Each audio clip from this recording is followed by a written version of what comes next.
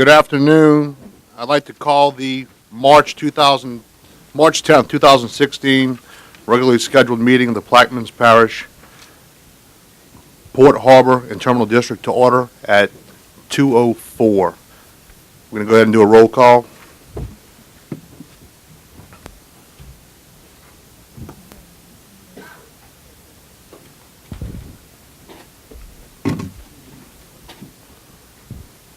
Let the record reflect that all 9 council members are present. Please stand for the prayer by Reverend Edwards, and we're going to remain standing for the Pledge of Allegiance by Mr. Juneau. Oh, dear gracious and eternal God, we come in the name of Jesus and by the power of your Holy Spirit. Oh God, we actually look down on each one of our 9 council members, dear God. Dear God, let them be guided by wisdom from you and truth. Guide all of the action, dear God. And let all of us, as we come together today where we might have disagreement, let it not be an antagonistic. Let it come in a spirit of unity that we can do the thing that's best for our parish. These and all other blessings we ask in Jesus' name and for his sake. And all the redeemed of the Lord say amen. Amen. Amen. Pledge allegiance To the flag of the United States of America and to the republic for which it stands, one nation, under God, indivisible, with liberty and justice for all.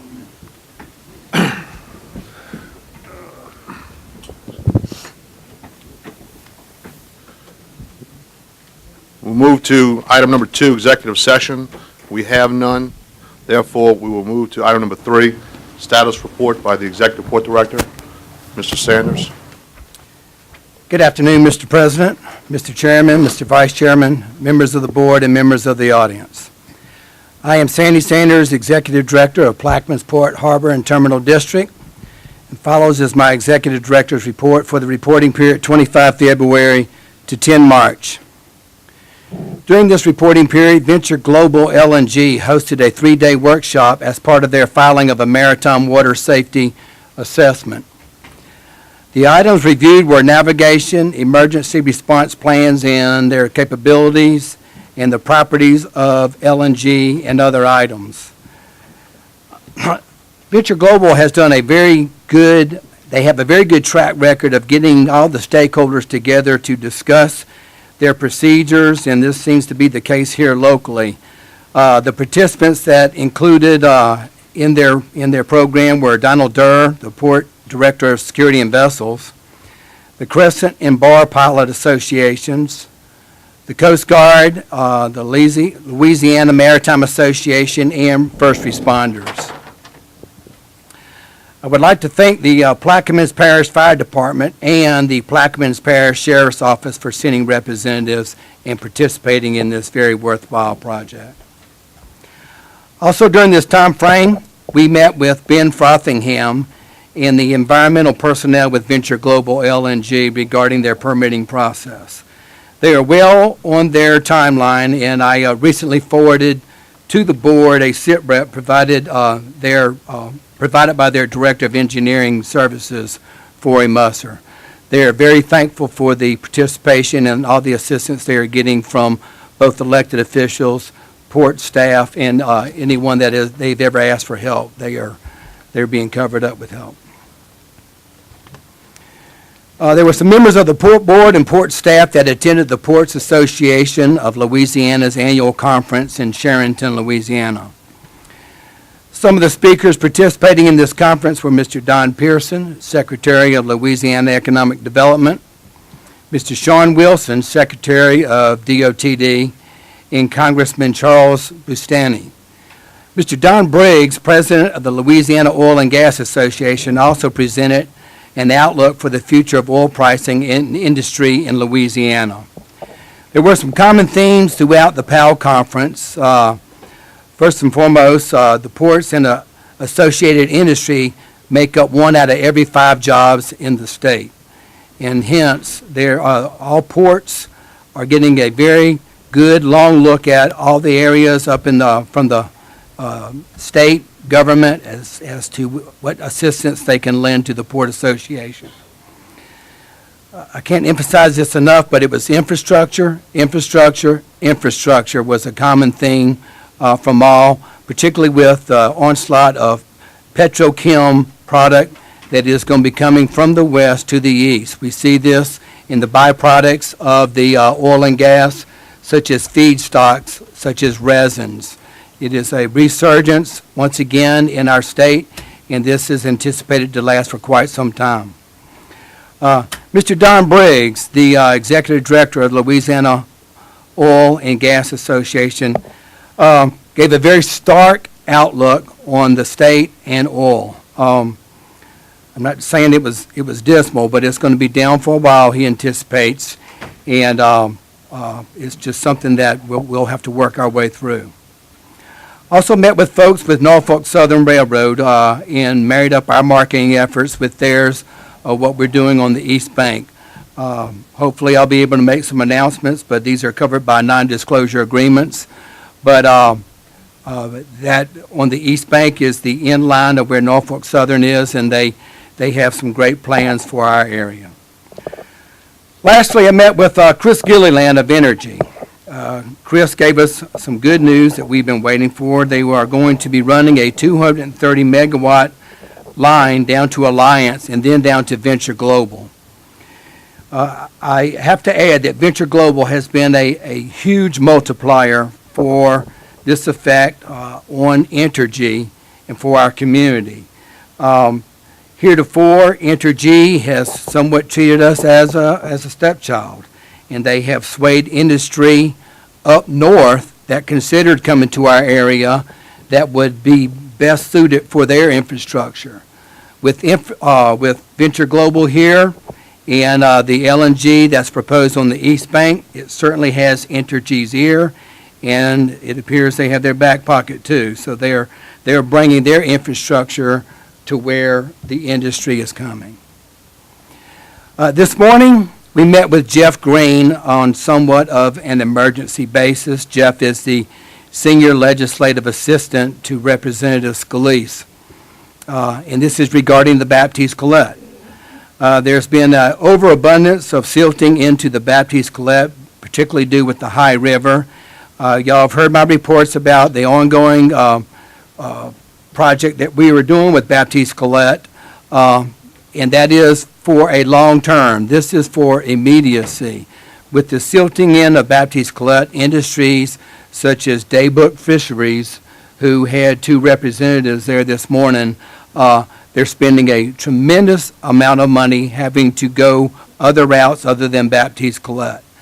Borden Wallace stated that during 2015, without the use of Baptiste Collette, they had a loss of revenue of $6 million and lost wages of $500,000. He said if you take those wages and you multiply that by a factor of 8, you generally will get what it means to the local economy.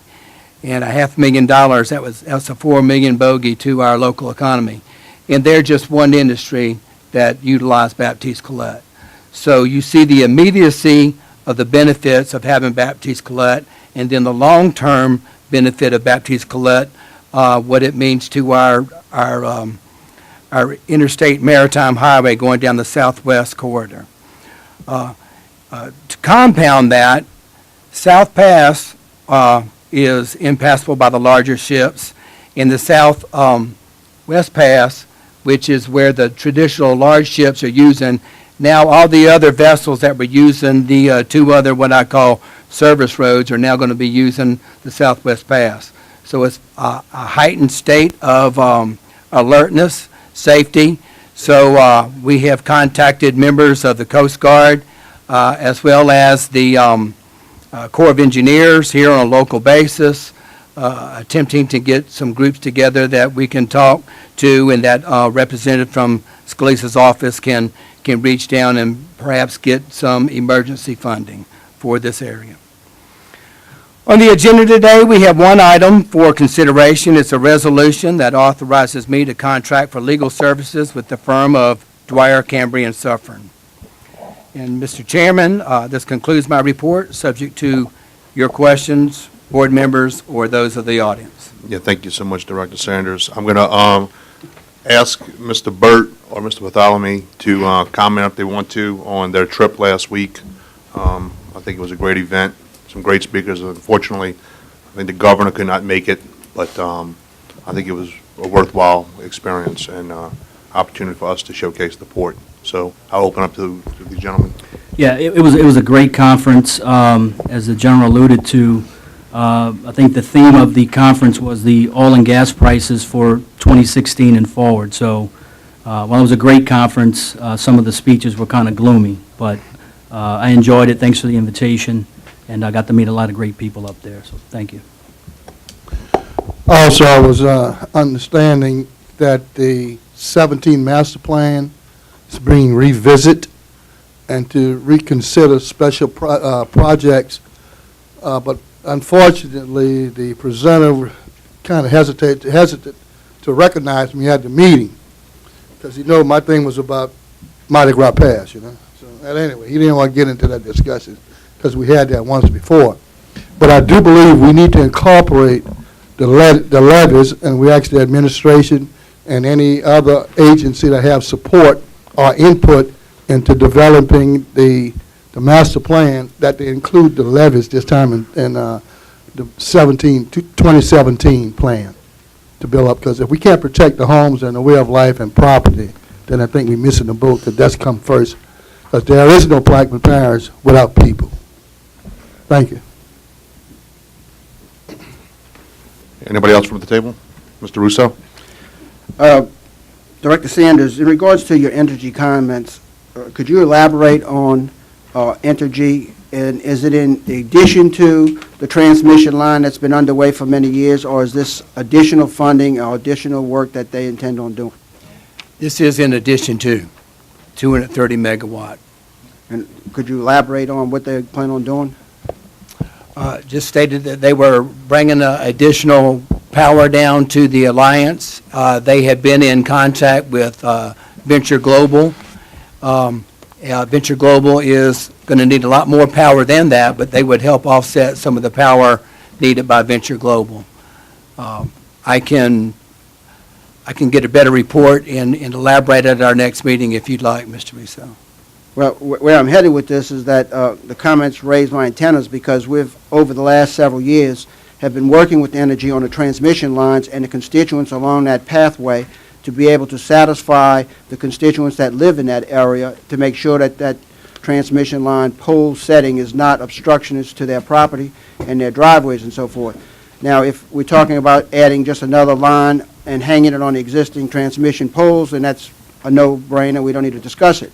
But if it's an additional project, which I kind of thought maybe you were alluding to, then I would like to have some more discussion so the environment of those constituents in that area will be prepared for anything new above what we've already been working on for the last 10 years. Yes, sir, and I will run that to ground and report back at the next meeting. Thank you. Mr. Bartholomew? I just want to, for information purposes only, that the LL&G plant on the East Bank, which is known as Parallax, is on hold at this time due to internal issues that they're working out. And from my understanding, the permits have, it's not a problem with permitting, it's just internally. And they are on hold at this point.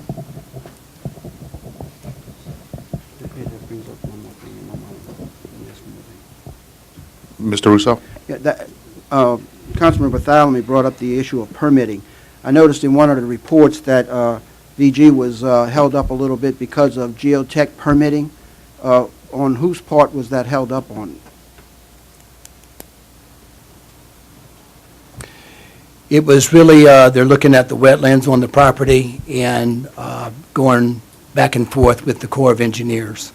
I just want to clear it up, make sure that there's no issue with the parish and their permitting process. No, sir. They constantly tell us of the cooperation they're getting with the parish, with Blair Rittner. So there's a lot of cooperation there. Thank you. Do we have any comments from the audience at this time? With none, we will move to bids and advertisements. Christie, none. Introductions of ordinances, resolutions, please. Have none? I have two.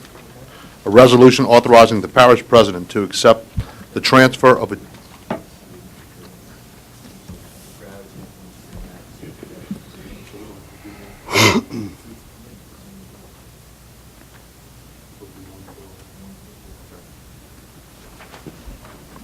This is the same resolution we'll be doing on both sides of the table here. A resolution authorizing the Director of the Plaquemines Parish Port Harbor and Terminal District to transfer ownership of a truck to Plaquemines Parish government for public use and benefit, and otherwise to provide with respect thereto. That's all. I have none. I have none. I have none. I have none. With that, we will move to 6A. We do not have any ordinance and public hearings pursuant to Article 6. Therefore, we will move to 6B. Ms. Secretary? A resolution authorizing Mayor Sandy Sanders as Executive Director of the Plaquemines Port Harbor and Terminal District to contract for professional services between the Plaquemines Port Harbor and Terminal District and the law firm of Dwyer, Cambrian, Suffern, and otherwise to provide with respect thereto. Mr. Burt? I'll offer.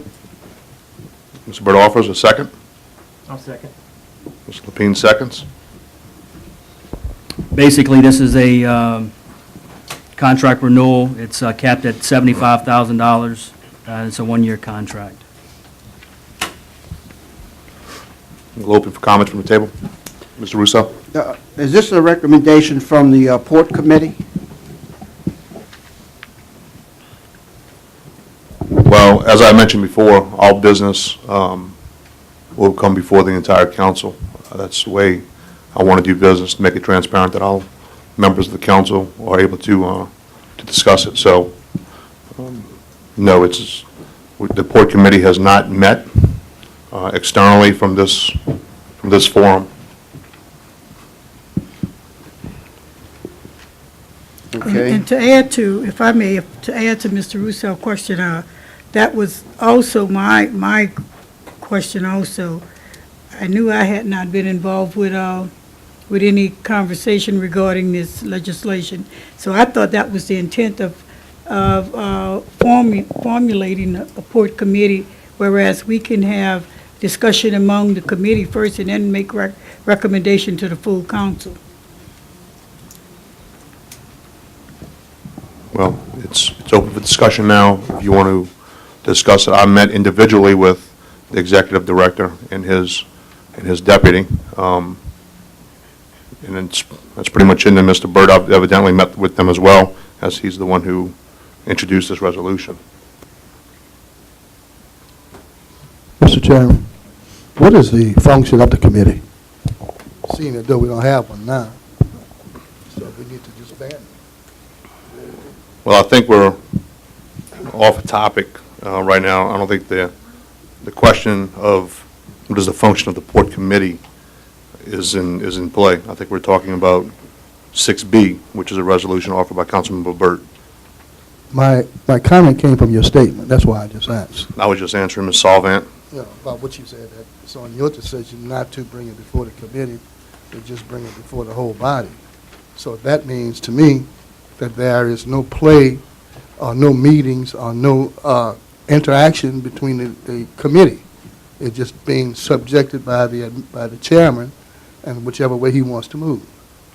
I mean, that's the way I see it. I mean, absolutely not. I think it's pretty evident that we have met, you and I, or myself and Mr. Burt, on different occasions. We have had only, I want to say, maybe 2 or 3 different resolutions or ordinances that were offered.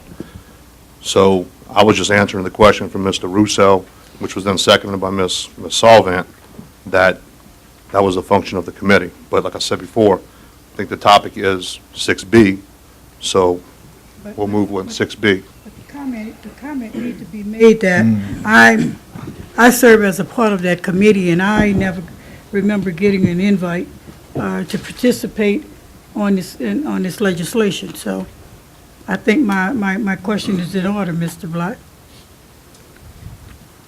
I'll open it up to Mr. Sanders or Mr. Pennison. Was any correspondence made with any other members? No correspondence was made, and I take full responsibility for that. And that's a shortcoming on my part, and I will improve on that, Ms. Salvant and Mr. Bartholomew. How far are we away from the end of this current contract, legal contract?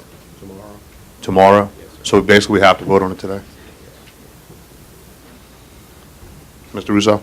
Yeah, and in light of that situation, and knowing the history of the contract and reviewing the invoices, today I will not be able to vote for this renewal, and I will join others in not renewing the contract, because it was my understanding that the contract was for the purpose of acquiring the property and working through the VGL&G issues, and with the addition of other attorneys on the payroll, I will support this today. Thank you, Mr. Chairman. Okay. And Mr. Chairman, I will add, I'm Chairman, Mr. Sanders, I will add, this was introduced 2 weeks ago, right? Yes. And Madam Secretary, we did put this out to all the council members as an introduction, so they did have approximately 2 weeks to review it. Is that correct? Yes. Okay, so we actually had 4 weeks, so I did, okay, yeah, so it was carried over. So all council members had 4 weeks to review it and ask the director any questions that they could have asked. Did anybody call you, Mr. Sanders, and ask questions about this contract? No, sir, but again, I take full responsibility of that. It's, one of my jobs is to inform the council, all the members, and that will be improvement in that area. So I take it. All right, thanks. I'll go with Mr. Russo. Mr. Black, I don't think there's a Sullivan. need for me to justify my comment. You know, Mr. Sanders have echoed on at least 2 different occasions that he kind of stumbled here. So, Okay. you know, to try to validate a point, I think is unnecessary. I appreciate that. I'll ask Mr. Burt if, There's no more, Yeah, Mr. Russo. I just want to clarify my position, is that with the bigger effort to create the port committee, you know, I don't reach out to the port. I expect the committee to be doing the day-to-day or the week interaction with the port and feedback to the council. But I did have 4 weeks to review the contract, and I've had 4 weeks to review the introduction, and 4 weeks to review, actually a year and months to review the invoices.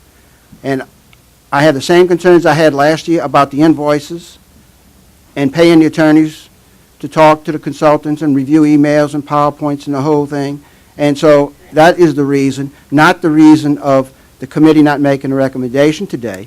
I have an issue with the contract and the expenditure of the public funds, and so there's the reason why I'm not voting for it today. Mr. Bartholomew, did you have a comment? It just stays that procedural thing for me. I don't know about the personnel involved in this. It's the whole thing that I think we need to, as a committee, sit down and discuss at any given point the legislation that's before us as a committee, not as individuals, but as a committee. And with that, I can't seem to support that at this time. Now, you would defer it and bring back, we have the meeting, discuss it, I don't have a problem. All right, thank you, Mr. Burt. I'll move it to a vote. But Mr. Burt is called for a vote. I'm sorry, sir, Mr. Burt has already called for a vote.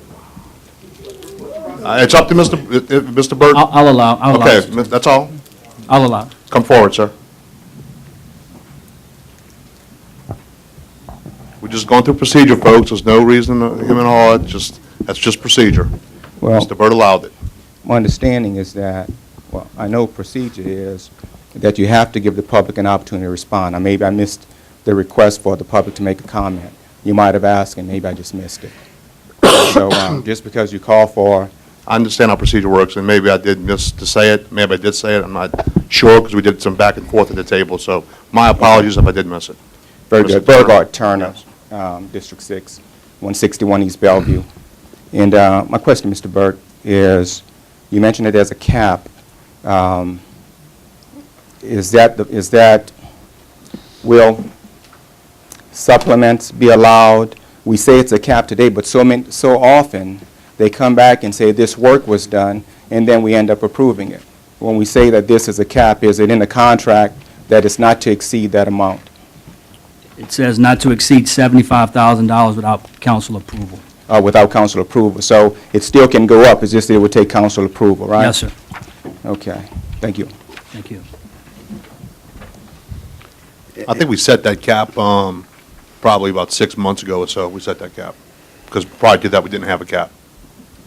Well, I'll let the director address that. I think we've exceeded the cap on many occasions on some of these contracts, and I'd like some elaboration on that. So the cap really doesn't mean a whole lot when we exceed it, and there are numerous demonstrations of exceeding the cap to the tune of hundreds of thousands of dollars. So if you'd like to elaborate on the cap, I'd like to hear it. Council members, we have had issues in the past with the exceeding the cap. Mr. Russo, you are correct. However, I've instituted a policy whereby I track on a monthly basis the invoices, and I basically bounce what we have left with where the cap is in order so that we don't go exceed the cap without council approval.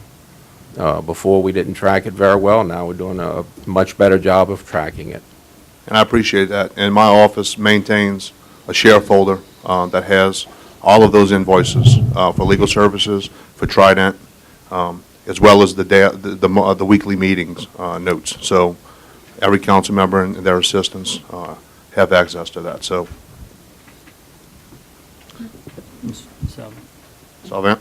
Yes, Mr. Black, for future purposes, I just want to state that if this is the way this committee is going to operate, and if we are not going to be inclusive of all communications regarding the port, I'm not going to be anybody tag along. I will respectfully resign my position as a committee Right. member. Well, I mean, I think you made the point earlier. Mr. Sanders apologized.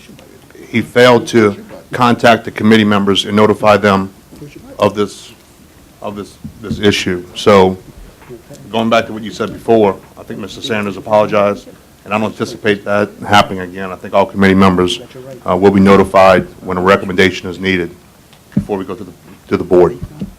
Is that Very good. sufficient? Very good. Okay. Mr. Burt, Yeah, if there's no more questions, we'll move call forward. the vote.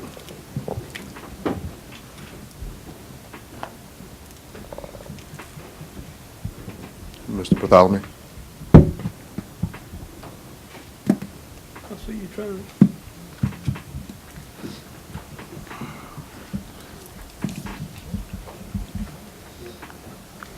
And it passes 5-3 with one abstention from District 1. 3 no votes are District 4, Mr. Juneau, District 5, Ms. Russo, and District 7, Ms. Sullivan.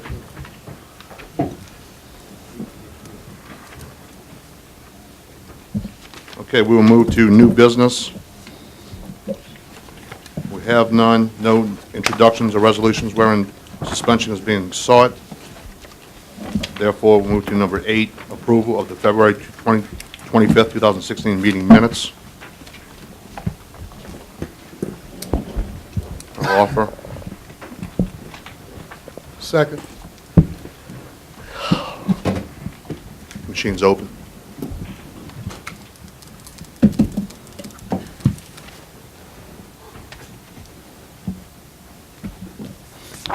And it passes 9-0.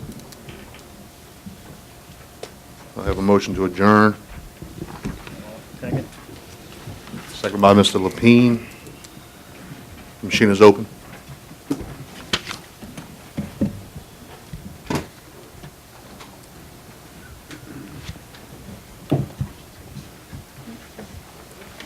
That's fine. The meeting is adjourned with a 9-0 vote.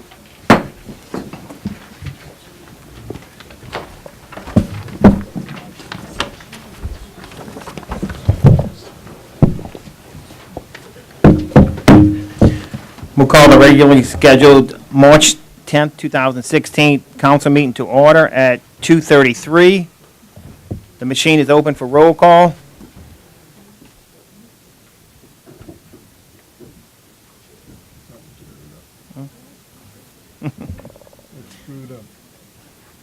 Okay.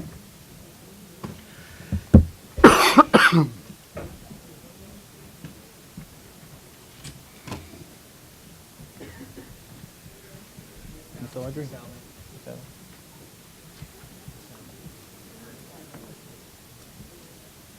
Roll call.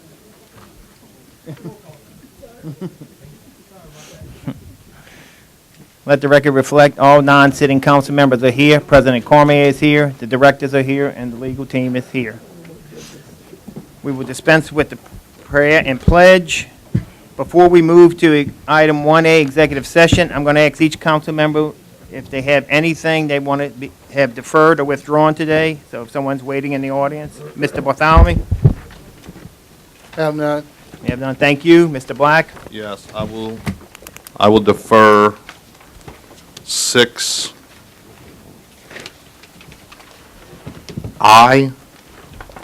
and J. Okay, thank you. Mr. Juneau? I have none. Thank you. Mr. Russo? I have none at this time. Thank you. I will be withdrawing 6B, 6C,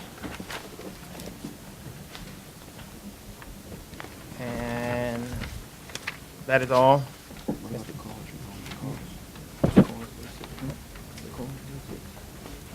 Yeah, I'm going to defer item 6G. I'm sorry, G? 6G. Okay. Okay, that's it. Yes. Ms. Salvan? I have none. Thank you. Mr. Edgecombe? I have none, sir. Thank you, Mr. Edgecombe. Ms. Williams? I have any at this time. Thank you. So just to recap, today, item 6B, 6C, B will be deferred, C will be deferred, 6, huh? Withdrawn. Well, B and C were deferred, withdrawn, they both gonna fall off, so, all right. Withdrawn, okay. B and C. 6G will be deferred, 6I and J will be deferred. And with that, Ms. Barber, we'll move to item 1A, executive session. Will you read it, please? Number 1, Hunt Petroleum Corporation et al. Versus Texaco Inc. et al., 25th JDC, case number 34-592, Division B, Attorney L.V. Cooley. Number 2, Chevron USA Inc. et al. Versus State of Louisiana et al., 25th JDC, case number 51-097, Division A, Attorney L.V. Cooley. Number 3, Hillcore Energy Company et al. Versus State of Louisiana et al., 25th JDC, case number 61-690, Division B, Attorney L.V. Cooley. Number 4, Hellas Oil and Gas Company, LLC versus State of Louisiana et al., 25th JDC, case number 52-061, Division B, Attorney L.V. Cooley. Number 5, discussion regarding retention of special counsel by the parish to address complex litigation for expeditious resolutions and settlements. I'll offer an extra second on executive session. Second by Ms. Williams. The machine is open for executive session. I have one question about the executive session. Item 5. Is item 5 in executive session related to item 7A1 on the agenda today? Yes, it is. It is? Yes, sir. Thank you. Yes, sir. The machine is open on executive session.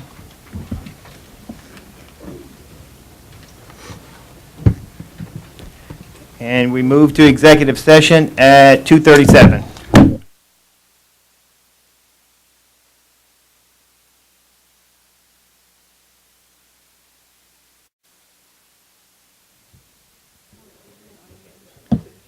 We come out of executive session at 3:23, finding no legal and binding action. We'll move to item 4B, which we have no proclamations. 1B, I apologize. 1C, status report by Parish President. Mr. Cormier? Yeah, thank you, Mr. Chairman. Of course, the first issue is the weather report. If anybody has any questions, you can call 522-7330. We have drained the canals. We're cleaning the drains in the various places. We have 50,000 sandbags ready to go. And it seems in the latest report was that the problem area at this time would be from the air base to Jesuit Bend. That's the area that they have focused on. Of course, the other areas still need to be alert. Also want to thank and compliment the soccer champs. Their championship games were last night. Director Freeman had that. I also attended the softball dedication, compliment the school board on the new stadium in Belchase, and we appreciate Ms. Salvan's compliments pertaining to the Director of Operations with his job, Director Stanley Wallace. April 1st, will put out a notice to begin parking vehicles along with all cell phones. We should save $67,000 on the cell phones, and we'll be parking on approximately over 30 cars to try and get everything squared away and be proactive with the budget. Also, keep in mind that we're looking at the vacancies. We will be entertaining a rollover. Concursives have been discussed, and we are working on FEMA reimbursements.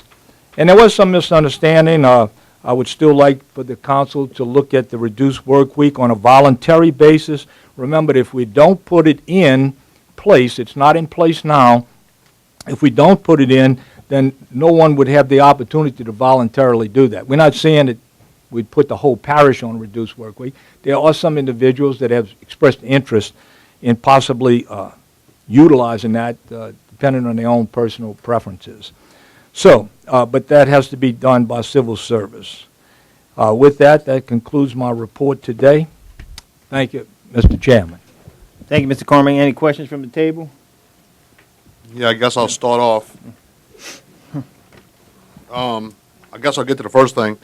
You talked about weather conditions. We got a report from WWL that the parish government will be closed. Is that accurate? I just want to make sure. I know we're working. Probably another rumor. Okay, well, it just came Nothing across. came across my desk, and I put out no such information. Okay, thank you for the clarification. It came across WWL's Twitter feed, so. Again, No, thanks for that. can't be responsible for WWL. Okay. That is. What is it? Okay, all right, thank you. Thank you for clarification. The second issue is, we got an email about a week and a half ago from Director Giles' office due to some incidents or issues regarding public and private streets that beginning on April 1st, they would cease to pick up garbage on private lanes. I then asked for a list of the private lanes in the parish. And on that list, I think everybody's district's affected. I know in my district, I have 3 neighborhoods. And it's not just streets or lanes, it's entire neighborhoods. Pleasant Ridge, which I have approximately 80 homes. The Parks of Plaquemines, which I have approximately 50 homes. Mariah Court, which I have approximately 35 to 40 mobile homes. And these aren't just gravel roads or narrow rights of entry. I mean, these are neighborhoods that we have sewage and water to. These are all residents who pay millage for those services. These are all residences who pay monthly for trash collection. I want to get to the bottom of this. I mean, this to me is absurd. I'm not sure, for number one, why did we only give 3 weeks' notice that we were going to shut this down? Now, thankfully, Director Giles reached out and said, hey, look, well, let's extend it to May 1st. We won't stop until May 1st, and I'll ask him to comment on that. That's still a valid offer. But, for instance, I can't imagine 50 96-gallon garbage cans, 80 96-gallon garbage cans in front of Pleasant Ridge on LA 406 with about a 2-foot shoulder, and another 50 garbage cans on LA 406 in front of the Parks of Plaquemines.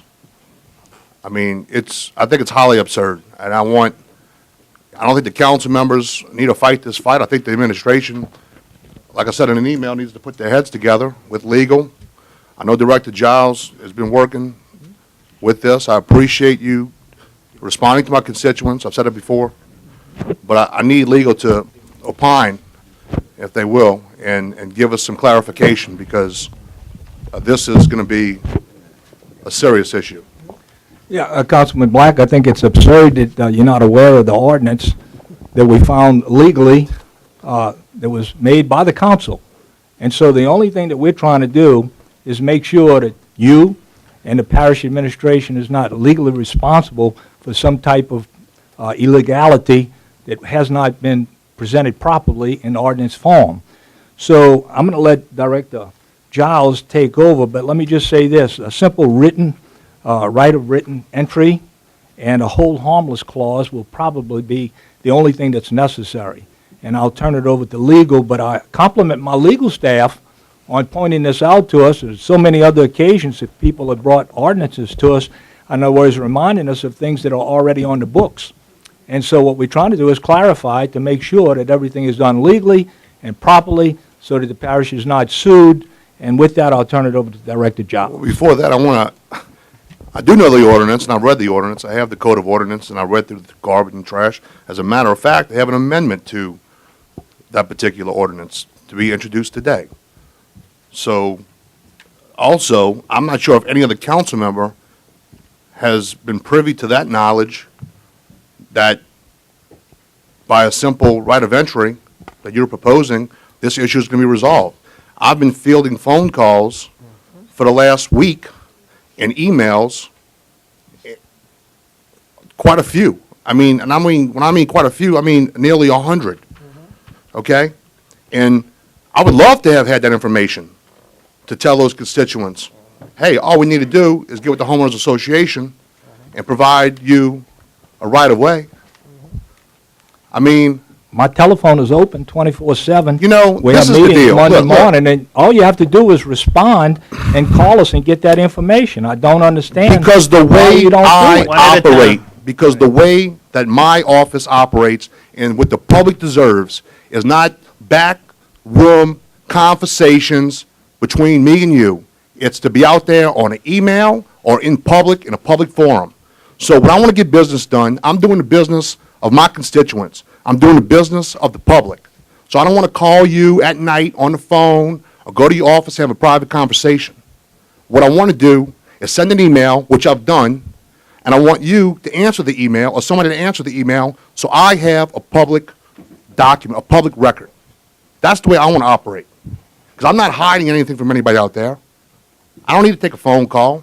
I want it on email. You have never responded to any emails of mine.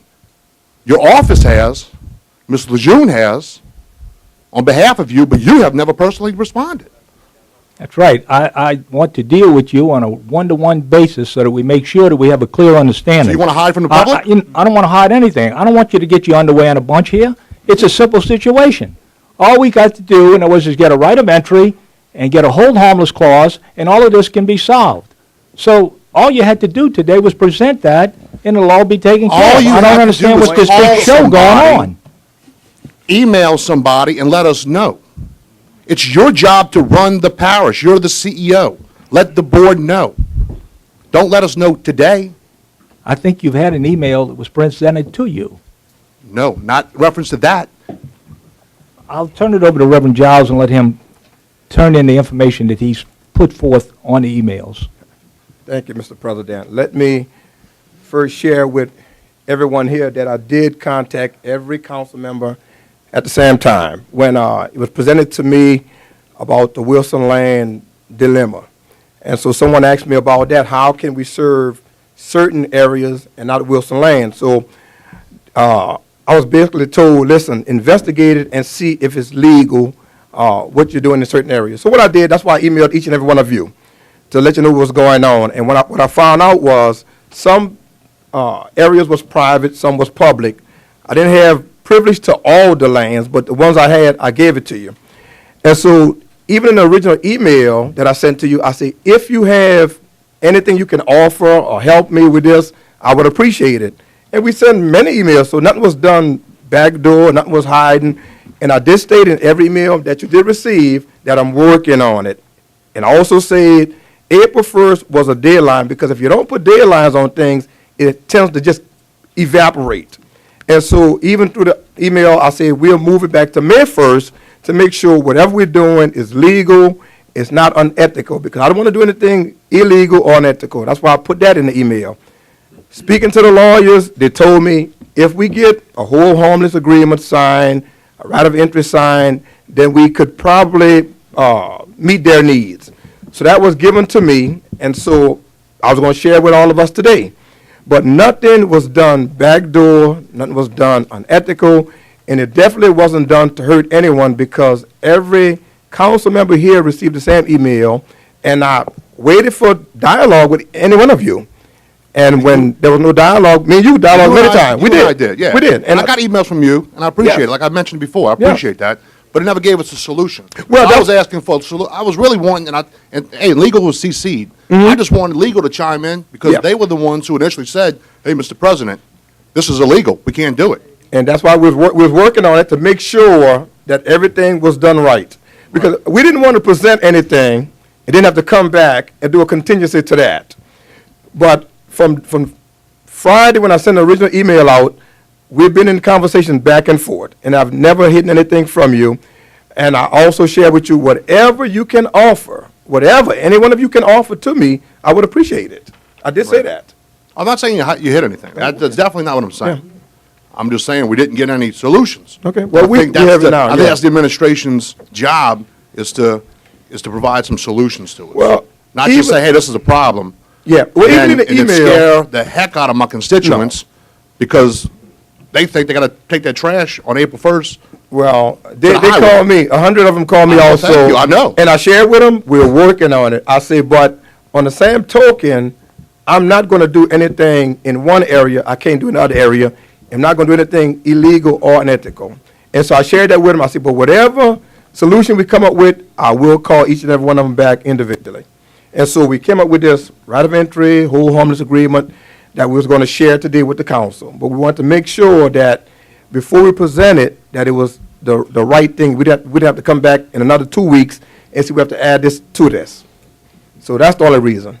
So is legal fine with that? Is that legal's Yes. opinion? That's his opinion. That's what we got of him. Yeah, and he presented it to me this morning, matter of fact. So until we get that resolved, we're definitely going to postpone this until May 1st. May 1st. Okay. If that's the council's wishes. And like I put in the email, if you give me something in writing, that's what I said, if you give it to me in writing, I will do it. But I don't have the authority to usurp an ordinance. That's why I asked to give it to me in writing, and I know it's to come from the blessing of the council, and we can do it. That's why I'll email everything. I believe in email. I'm like you. I believe in email. Thank you. I believe in that. And I know you do, and you and I correspond quite well. Yes, I appreciate you. So that's all I have on this issue. I'm going to move to another issue, but not really an issue, but go ahead. Wait, I gotta. Okay, go ahead, Shane. Yes, sir. Councilman Black, I mean, you did ask about legal.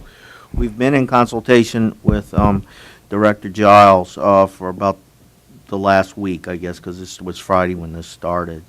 And, you know, it took us a while to kind of get our heads around it as well.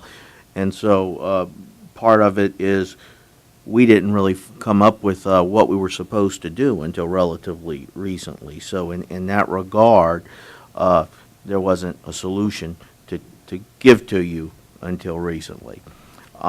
However, I will say that if the subdivisions have already dedicated the streets on their plat to public use, then that's not going to be a problem. You can still go down there and pick up their garbage. But it should be no problem otherwise to just go ahead and get, as Reverend Giles and the President suggested, either with the association for the various neighborhoods or for the individual homeowners, just to give us a hold harmless and a right of entry, and then we can go ahead and go down private. Well, Shane, let me just respond to that because Yes, sir. I knew I remembered seeing it somewhere.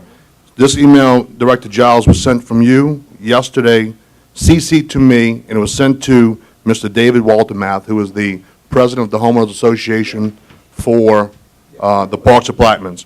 And in that email, it says, also, Mr. David, I spoke to our legal department and was told that a hold harmless agreement and any waiver of liability agreement would not be acceptable because it's a direct violation of public property.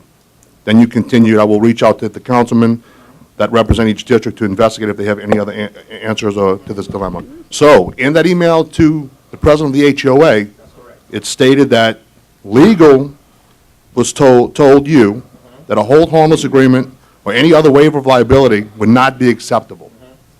So now, that's why, so we all wonder why there's so much confusion. I understand, Councilman Black. I wasn't the person who said that. So I Well, can't speak who who was? said it. Who I don't- represents I the don't legal know. department? I'm not certain.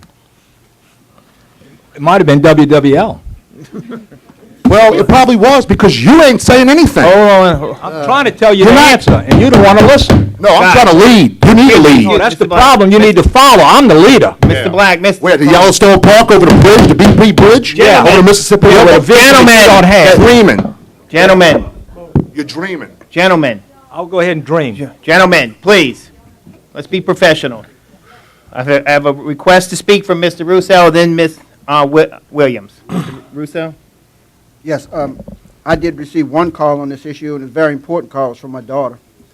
And she states to me that the homeowner association president in the subdivision that she lives in is willing to do a document to solve this problem. So if that is the legal department's position to have a hold harmless and a right of entry, I would ask that you expedite that in the legal department to have Mr. Walter Math sign that document so my daughter doesn't make me pick up her garbage.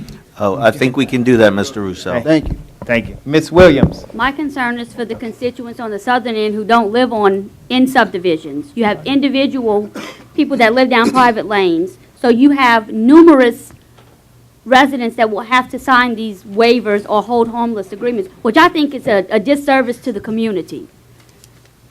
We're a government. The post office goes down private roads. They deliver mail. We should provide this service to the residents. I mean, can we just amend the ordinance to include it instead of having to get this out to everyone? I have no issues with whatever y'all say. My job is to protect the integrity of Plaquemine Parish government. Right. If you tell me, let the solid waste trucks go down private lanes, give it to me in writing, they'll be down there first thing in the morning. I don't have a problem with it. And I say that from the very beginning on the email. Right, I But understand I'm that. just- I was I'm addressing it just- to legal, Mr. Giles. I'm just. I'm just trying to and I do appreciate- according to I what appreciate I've been everything that entrusted you to do. do. There is a logistical situation, like if you have a shelled lane and it's a very small lane and, you know, people are living back by the levee. Because I know when I was growing up, we had to take our garbage to Highway 22. Right. So we drug it from the levee up the lane and we went and put it by the road. So, I mean, it's not, and as far as I know, I'm sure there are some people who get rural route mail down the road, but I think, at least when years ago, most folks would get it at the post office. Right, I because you just didn't use get that as a an rural example. route. You have a lot of elderly residents who live down lanes where the garbage trucks have been going for That is years true. and years and years, who can't push their cans all the way to Highway 23. You have trailer park owners who take the trash out for the people that occupy their trailer parks, which could be 10 to 12 cans. Ms. Williams, if you allow me to, I think one of the issues we had with that was our trucks, it didn't have a turnaround on some of those lanes, and so the trucks was backing up.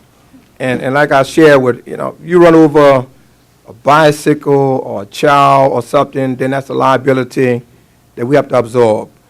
And I guess I was looking at all of that. Right. If there's a turnaround in that area, the trucks will do it. All you have to say, go down private lanes, I don't have a just problem think- with it. Right, but- and I understand that. I just think it's going to be hard for us to reach out to all of these residents. I understand. Before this goes into effect to get these. Some people don't have transportation. Some people don't do email. Well, all I need corporately from all 9 of you is the agreement to go down those lanes, and we will go.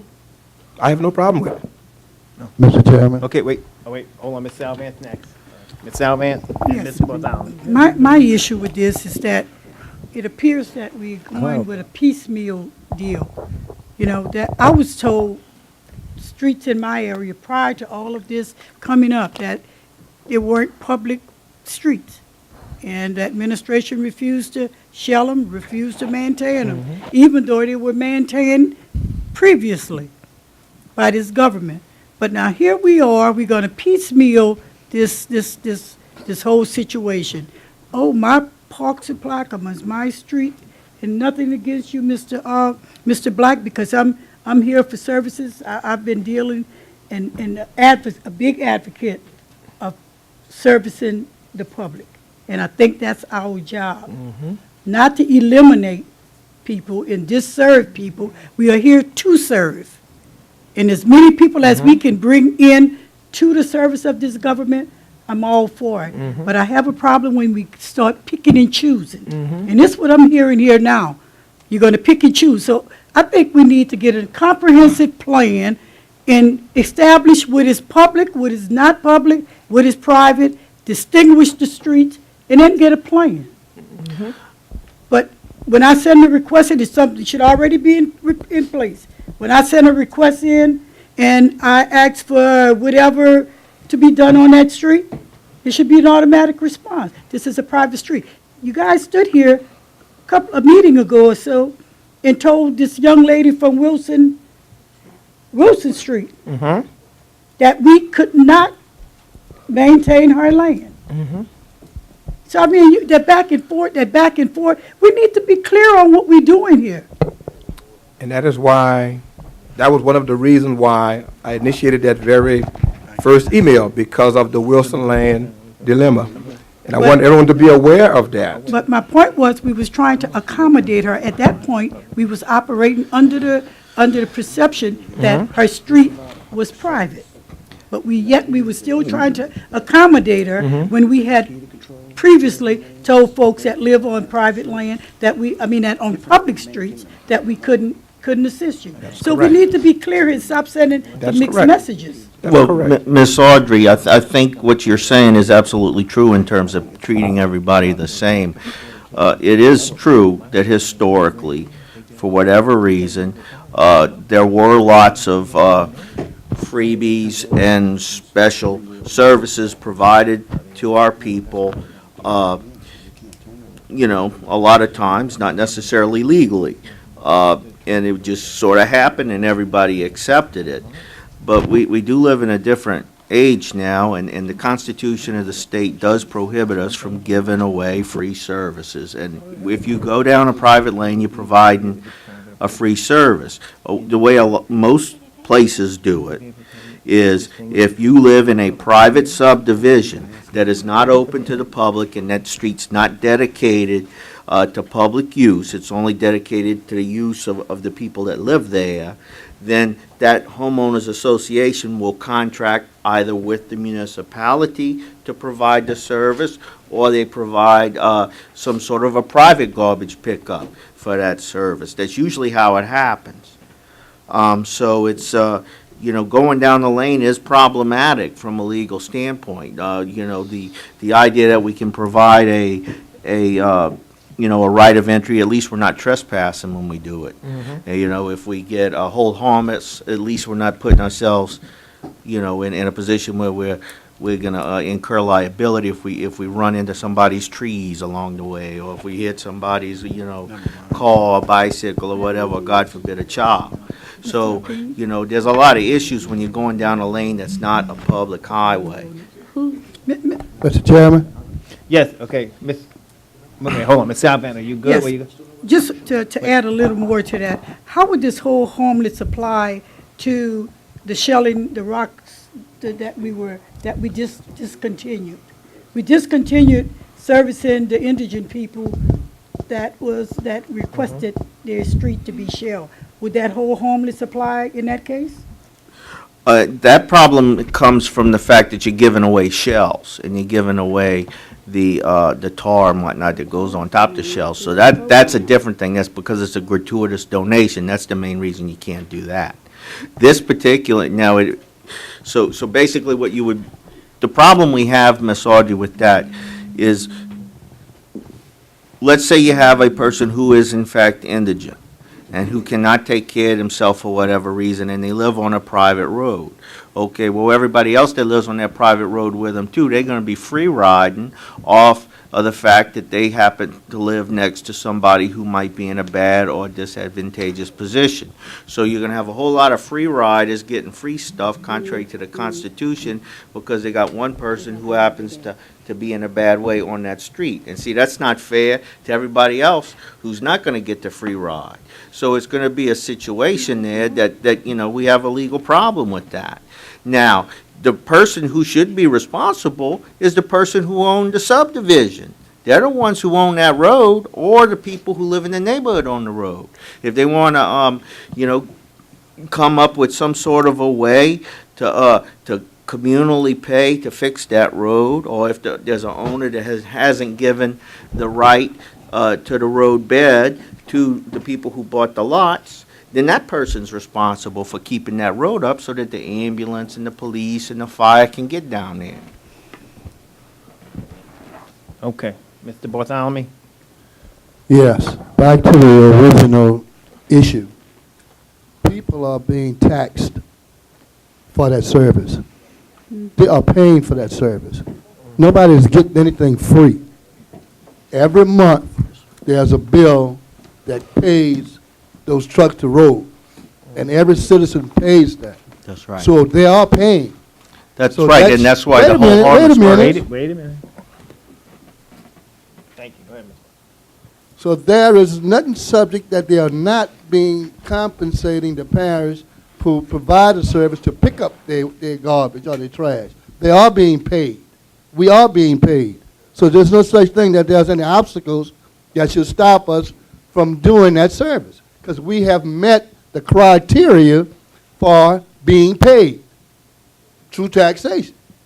And then we just had another increase on that. So, I mean, we got it all kind of screwed up when we talk about we don't have a way out. The way out is they're being paid. We are being paid, so So it's not that means that we should provide that service. If we're not going down that street, then we shouldn't tax it. Yes, sir. Sorry for interrupting you, sir.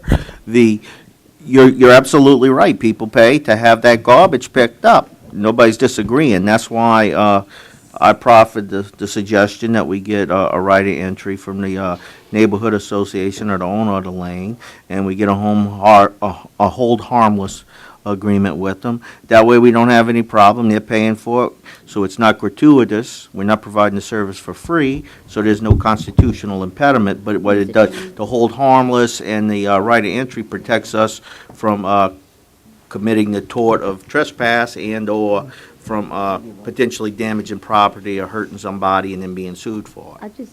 I have one more question Okay. on this issue. Okay, The hold only on, thing. hold on.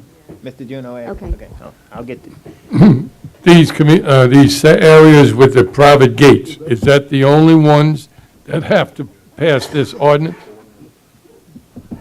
No, it would I'm be sorry, every the ones homeowner. with private gates? Well, with private, yes. with You're the talking about where- Gated communities, is this the only ones that have to get this ordinance done?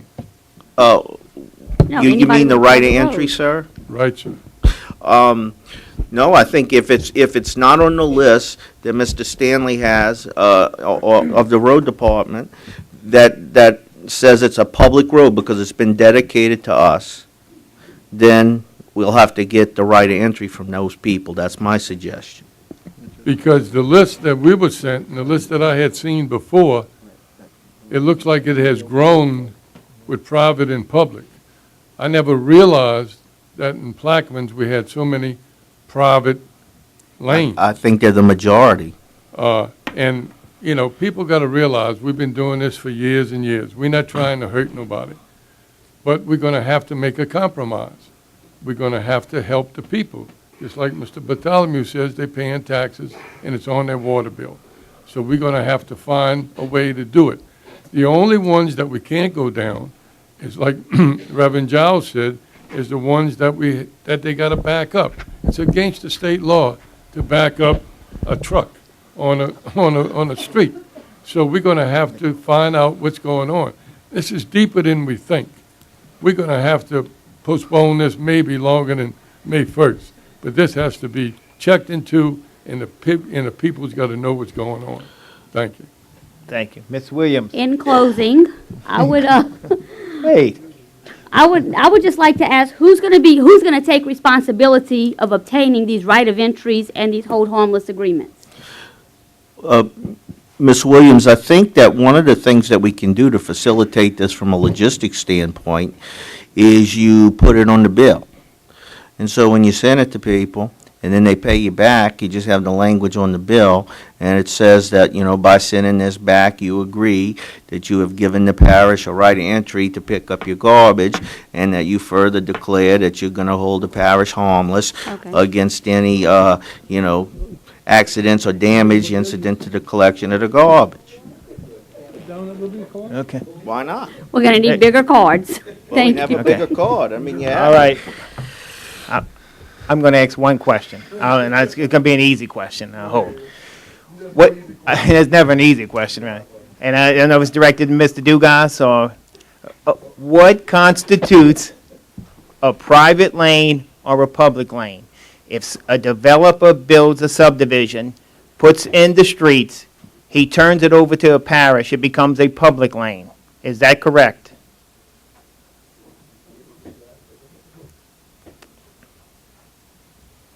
As I understand it, when subdivisions are adopted by the council, if they meet the requirements, the minimum requirements, which is 50 feet and hard surfacing, whether it's concrete or asphalt, it becomes a public street. Okay. So, in defense of Mr. Black, if these two neighborhoods did not turn over to the parish, even though they're a gated community, they did not turn over the development to the parish to absorb as a public street. Is that correct? It was their choice. Okay. To be private lanes. From this point on, if the developer came to the parish and said, we want to dedicate it to the parish, would it become a public street? That's up to the developer and the council. Okay. I'm just trying to throw that out there. I'm trying to wrap my arms around what is public, what is private. Again, he has another development in his neighborhood or in his district that doesn't have a gate. And I guess the developer, again, didn't turn it over to the parish, so it essentially becomes a private lane. Am I getting that correctly? That's mostly correct, sir. Mr. Chairman, it's called dedication is the technical term. So when you put your plat of survey for the subdivision and submit it to the parish, you can dedicate it to the use of the owners, or you can dedicate it to the public. If it's a public use, this is one of the issues with different neighborhoods. If you dedicate it to public use and the public's going to maintain that street, then everybody, you know, no matter who they are, can drive up and down that street. And a lot of people in their neighborhoods don't want just anybody driving up and down their street, so they choose not to make it a public road. And see, so that's kind of where you get the tension. I mean, if you want to have the exclusivity, you're not going to get the parish to maintain your road. But if you're willing to open it up to the public, then the parish is going to fix the road for you, maintain it, and then, you know, it's not a problem. It's a public road. It's just like any other street. It's like going on Highway 23 or Moo or wherever, you know, it's just there. Thanks for that explanation, Mr. Shane, because that was Yes, going to ma'am. be my next question. Yes, ma'am. If I were to just drive down one of these subdivisions or gated communities, that the property owner of that community could actually ask me to leave. Yes, Right? ma'am. Okay, thank you. Mr. Russo? You know, some of this problem is brought on ourselves because we sit up here sometimes and approve private subdivisions. And when we approve private subdivisions, it states in the ordinance that we're not going to do any services. So then you have to go in and determine what subdivisions or what lanes that the subdivider came in and asked to be private and no access to them. And without covering the gate situation, I think those private subdivisions with the gates, you know, I don't think they're going to want to take that gate down, but it's up to them to do that. All I'm asking that is, you know, we come to a consensus of how we are going to provide these public services that, as was mentioned earlier, are on the tax bills and on the fees for collections versus maintaining private property. And I think there's got to be some type of split on the two issues because we are providing a service they're paying for, and we're not able to go in and do private lanes and repair them and fix them. So I think the issue needs to be divided and find a solution for the ones that are being paid for versus the ones that are not going to be paid for. Mr. Chairman, Yes, sir, Mr. Belvane. Mr. Giles have my permission to accept line 15425, Highway 15 as a public street. As of today, I duly swear to give you, this council, that street, that public street. And I'll be looking next week to see what goes on. Thank you, Mr. Belvane. We're going to try to wrap it up from the table. Is there any questions from the audience? Mr. Edwards?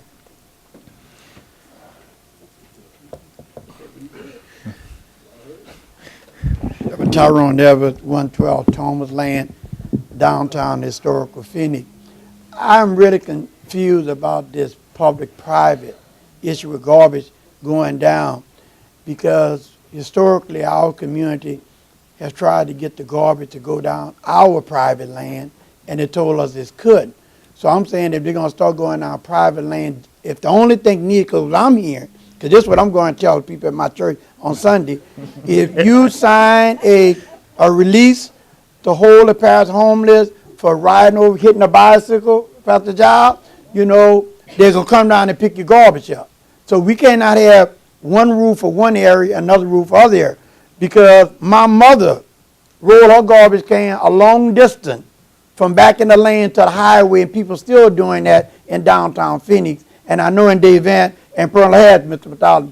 So when we start a private road, and if the only thing we need is that letter, then they got to be across the board. Because you can't pick and choose.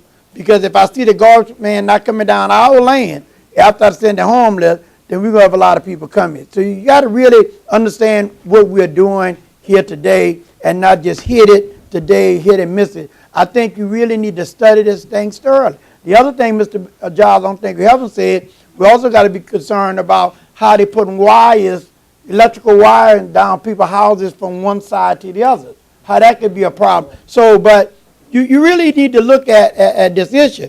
And I know Councilman Black, you know, is interested to see how emotional you are in this issue. But I'm saying I've been that emotional for 45 years on this issue, you know. The other thing is that earlier today we was talking, it was the issue talking about when they had the levy board here, you talked about the fact of 2 weeks people haven't noticed having time, but you're very tactful in terms of the council, in terms of how this issue starts and the requirements. I just hope that you be true to that all kind of, because it sounds like you was being contradictory in terms of putting a standard on the parish, and yet when it came to the council members, it was a whole different issue. So you can't pick and choose. Let me defend myself first. As far as with the port committee goes, that was actually public record that was put out 4 weeks prior. So that's how the council was notified about that one issue. And Mr. Sanders said he apologized not to notify people. I'm talking about, I was never notified, besides from Director Giles a week and a half ago, about this issue to stop services on April 1st. What I got aggravated about, and probably lost my cool a little bit, is when the parish president tells a council member that his drawers are in wide. You disrespect underwear. Sir, I don't disrespect your office. I don't expect you to disrespect my office, because like you, I represent the people of this parish, and by using that kind of language in this forum is totally unacceptable. So, Reverend, that's why I lost my cool, not because he didn't email me, which he never does. I lost my cool because that is unprofessional, and for the last 15 months, I've been dealing with unprofessionalism, period. That, sir, is why I lost my cool. Well, I want to say is that for 45 years or 30 years coming to this parish council, I feel the same way. There's aggravation you have. I just hope you understand that's the kind of aggravation that we've been going through for years and years from not getting the kind of proper response from this parish government on a lot of issues. So I'm just saying, welcome to the club. I just hope that, so when you see those kind of emotions coming from this side, you have more empathy for us, because I'm just saying that you just started being this, but I'm saying some of us have 35 and 40 years of having that kind. We just got to the level where we don't stand. Now, I don't know what kind, but this last election showed you, anything goes, I mean, this last election, some of the things that candidates saying now, it goes. So I don't know what he told you, but now politicians can almost say anything they want. That's all I have. I appreciate your comments, Thank you, Mr. and that's probably why you and I get along so well. So thank you. Thank you, Mr. Edwards. Mr. Lawrence? Yes, Warren Lawrence, 120 Timber Canal Lane, downtown Myrtle Grove. This is embarrassing. It really is embarrassing that the public's going to look at this and see that actions were taken by the administration and that the public was left out the picture completely. Everything should be rescinded right now and go back to the drawing board. If you got to get an outside committee like you got for the recreation department to tell you how to do it, then let's get it done. Because what Mr. Russo said is exactly correct. The blame lies on the council in the past and the council on the present that are approving these private lanes, subdivision of properties. And you ask why a developer does what they do? Let me tell you, when you're a developer and you come in and you want to make it a public street, you must erect that street to the specifications as required by this parish. You must put in drainage as required by this parish. You must require lighting as required by this parish. That saves that developer some money if he can do that subdividing and plot those lots under those conditions. Sure, he'll accept it, and then we go in, we maintain the water lines in those same subdivisions. We maintain the sewer lines in the same subdivisions. We did it wrong. Let's forget you did in the past and let's straighten out for the future. Let's go back with something and look at this and see how we can straighten out a problem. You're looking at one more problem where someone with a house that is a 150-foot setback or 300-foot setback from the highway, I'm going to give you a right-of-way. Drive down my driveway now and come get my garbage at my front door. And you got to come get it. That is ridiculous. If somebody has a 20-foot driveway, they don't want to roll it to the street, so they say, well, come down my driveway, I'm going to give you a right-of-way. That's ridiculous. It's the frontal part of your property is where you have to bring it to. Who owns that property on that private lane? This is something, I have dealt with subdivision in New Orleans. I know y'all hate that name, but why the subdivisions are so critical in making sure when a subdivision is made, how they got so many private lanes in here, it's pitiful. This goes back to before any of y'all were born, but we stuck with it. I think we ought to not frighten the public. Let's go back and make a logical solution to it and say, what can we do to correct it? You talk about a garbage truck can't back up down the thing. I want you to take that same fire engine and you ride down that private lane and then you tell him, back out the lane. But he pays for fire service. We go down that private lane as a volunteer fire department and go down that lane and back up out of it. So we have to go carefully on what we're doing here and look back and say, let's start it all over again and put some common sense. I mean, whether you think the president of this parish is not presidential, like they say on the debates, that's between you and him. That don't have to become up into a public issue. Thank you. Thank you, Mr. Lawrence. I mean, you're looking at me. Let me just respond. Mr. Chairman, if I may have a turn here. Are you looking at me? It wasn't me, because I agree 100% Hold on, with you said. Hold on, Mr. Curran. Let Mr. Black speak. Go ahead, Mr. Black. No, I was just, Mr. Lawrence was looking at me. I was making sure he understands I'm 100% with him. Okay. All right, thank you. We agree on that. Mr. Cormier? Yeah, Mr. Chairman, let me try and sum everything up. It seems like today everybody wanted to take a shot at the messenger. The only thing we did as the administration and Reverend Giles is to present you what Mr. Lawrence said. We have some ordinances on the books from the past that are not representative of what needs to be done. And so we need to revisit those things so that we can be proper legally and take the legal action that's necessary so that the parish is protected. Okay, thank you. Thank you. Mr. Turner, one more, and we'll wrap it up. Mr. Chairman, I'll try to be real brief. Okay. And appreciate the patience. Just a couple of questions for the legal department. Yes, sir. You stated that all they have to do is complete a whole harmless form, and that would be sufficient to go on the private property.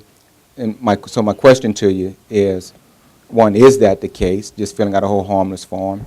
And is that all it takes to be able to go on private property?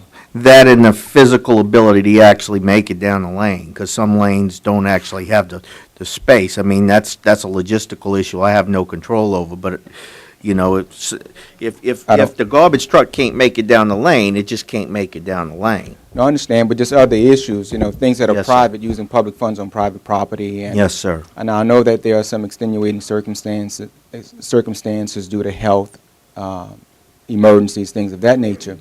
But if all it takes is somebody filling out a whole harmless form for you to go on their private property to do something, then a lot of people will be coming to you to say, with the whole, give me a form and I'll fill it out. The other piece is, you know, sometimes it's not a problem until the dog bites you, right? Now we've got a subdivision in Belchase, even though the streets are paved, but I can tell you, there are a lot of people who've been wanting to dedicate their streets, been willing to give up the land so the parish can maintain it. And we said, no, we're not doing it. Yeah, I'm just two saying, issues. that's Yes, where we were, you know. And so if today we saying that we're willing to do it now, then it needs to be across the board, as Ms. Nicole stated. Then everybody needs to be given the opportunity to have their property dedicated. I think you're half right as to what I was saying, Mr. Turner. In order to be dedicated, as Mr. Dugas said, you have to have the street up to par with the standards that the parish has. So the street itself has to be of a certain width. It's got to have a certain construction. It's got to have, okay, so you can't just give a street to the parish, and the parish can't just take a street. There's a difference between a street and a lane.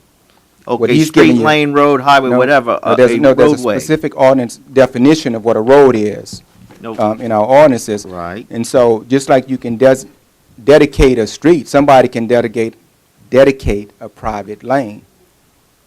But we're not, you can. I'm if good. you- If we're going down the road, my only thing is, if we're going to receive dedications, then make it available to everybody. I mean, otherwise, we'll have to maintain every road in the parish. I mean, that's gonna be road, lane, whatever. You know, every piece of ground where a vehicle drives, we would end up having to pay for that. And the if other we did piece is, that. just because we pay taxes, right? We pay We taxes. pay taxes for the garbage. That's why it's permissible to go and provide the service, because you're not providing a gratuitous service. People pay taxes for the service. But So you can what- go down and collect and provide the service. Where I'm going with it is Mr. Bartholomew's comment, the fact, and Mr. Black's, I think it was Mr. Black's, the fact that we pay taxes, that they have a right to this. It's just like with the school system. Everybody pays taxes, but if you choose to go to a private school, then it doesn't pertain to you because you choose to operate outside what's under public. And so if it's not public, just because you pay taxes, it has a different designation based on a choice that you've made. I agree with that, yes, sir. Thank you, Mr. Turner. Yeah, that wasn't me who said that. I didn't mention the taxes, but I will mention the refuge charge. So, yeah, I know the difference with the taxes, but that wasn't what I meant. I didn't mention the taxes, but I will mention refuge charge. We actually do pay that. All right, well, let's wrap this up, and we'll move on to item 2, bids and advertisements. We have none. Beer and liquor license, Mr. Bartholomew? None. Thank you, Mr. Black. You have one? For the No One Fights Alone Foundation at Bayou Barrier, 7427 Highway 23, Saturday, May 5th and 14th. Thank you, Mr. Black. Mr. Juneau?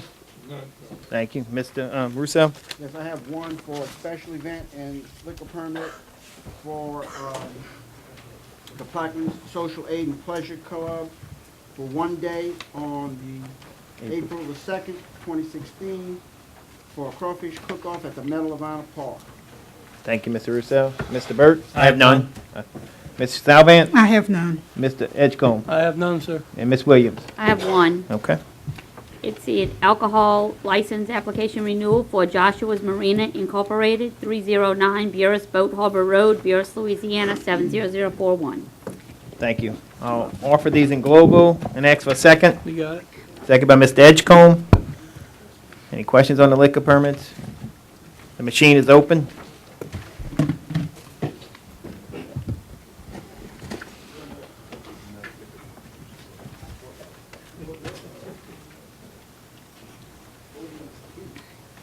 Who we waiting?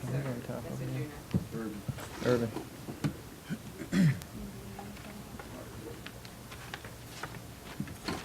And the permits are granted nothing.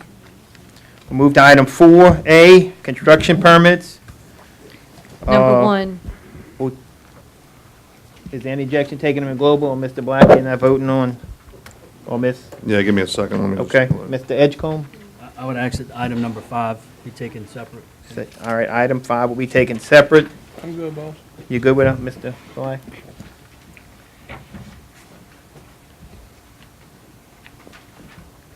You can just do 1, 3, and 4 together. Okay. And then separate 2 and 5. Ms. Barber, will you read 1, 3, and 4? sure. Number one, Fieldwood Energy Application Number 2015-923, dated November 4th, 2015, to repair, replace existing pipe racks, M-Line Pass Area, Councilmember Bartholomew. Chevron Ornite, Application Number 2015-1018, dated December 10th, 2015, to install 37 12-inch steel pipe piles to replace existing foundations. Chevron Ornite Plant Bell Chase, Councilmember Burke. And number 4, Plains Pipeline LP, Application Number 2016-84, dated January 26, 2012, for anomaly repairs to an existing 12-inch BOA pipeline, Levee Crossing, Empire Area, Councilmember Edgecombe. You offer, Mr. Edgecombe? Yes. I'll ask for a second. Second. Second by Mr. Bartholomew. Any questions about these 3 permits? The machine, the machine is open on item 1, 3, and 4. And there was 8 yeses and 1 abstention from District 2. Move to item 2, Ms. Barber. Paul J. Jelpy Jr., Application Number 2015-1011, dated December 9, 2015, to install boat slip, dock, and bulkhead, 136 Cypress Lane, Wood Park Subdivision, Councilmember Trufant Salvant. Ms. I Al- offer? You offering? Yes. I'll second. And I'll be present, not voting. And Mr. Edgecombe be present, not voting. Any questions? Vote. Go ahead, Mr. Henry. Man, for the last 2 years or more, every time we come to a bulkhead, would you tell the public why you're not voting on that? Yes, sir, because that's the type of business that I'm in. Okay. And just in case I was fortunate to be awarded the job. That's all. That's all. Thank you, sir. Thank you, Mr. Henry. Any other questions? The machine is open on item 2.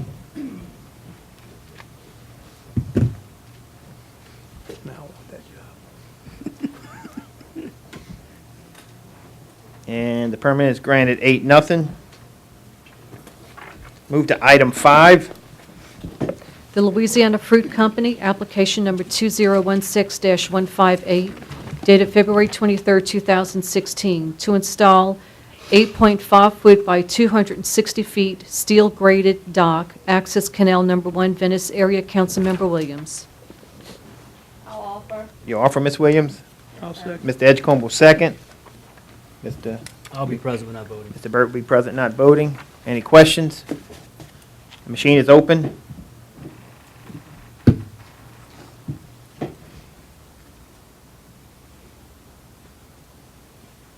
Item 5 is granted 8-0.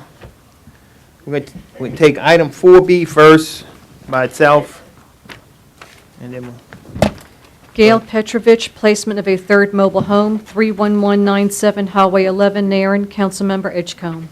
Mr. Edgecombe, you offering? Yes, sir, I will. I ask for a second.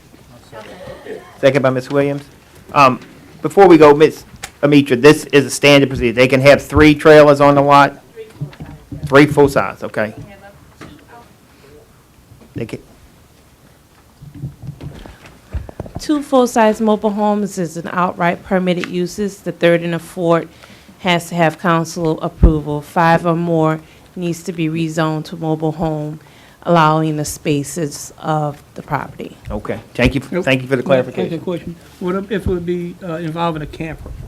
A camper is, you allow 1 camper in the A2 zoning district, 2 or more, you have to rezone to MH, which would be a campground, a recreational park, or any type of mobile home districts as well. Okay, the reason I'm asking is, the next items that we have to vote on is actually a camper in a floodplain. Floodplains are totally different.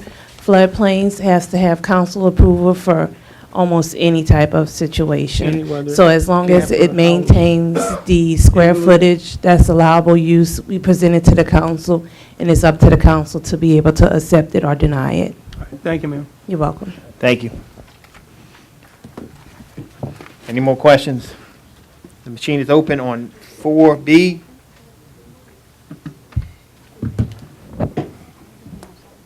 And the permit's granted 9-0. Ms. Williams and Ms. Salvant, do you have any objection to taking those 4 in global? None at all. Okay. Would you read C through F, Ms. Barbara? C, Emmett Trailer Park, number 2, Emmett Adolph Jr., 2016 Trailer Park Renewal, Emmett's Lane, Boothville. Councilmember Williams. Paul Jelpy Jr., new camp in a floodplain, 136 Cypress Lane, Wood Park subdivision, Port Sulphur. Councilmember Trufant Salvant. Brandy Baker, camper in a floodplain district, 2765 Hermitage Road, Lake Hermitage. Councilmember Trufant Salvant. Ricky Hibbets, camper in a floodplain district, 2765-A Hermitage Road, Lake Hermitage. Councilmember Trufant Salvant. Ms. Salvant, you offering? Yes. And Ms. Second by Ms. Williams. Any questions on these 4 permits? The machine is open.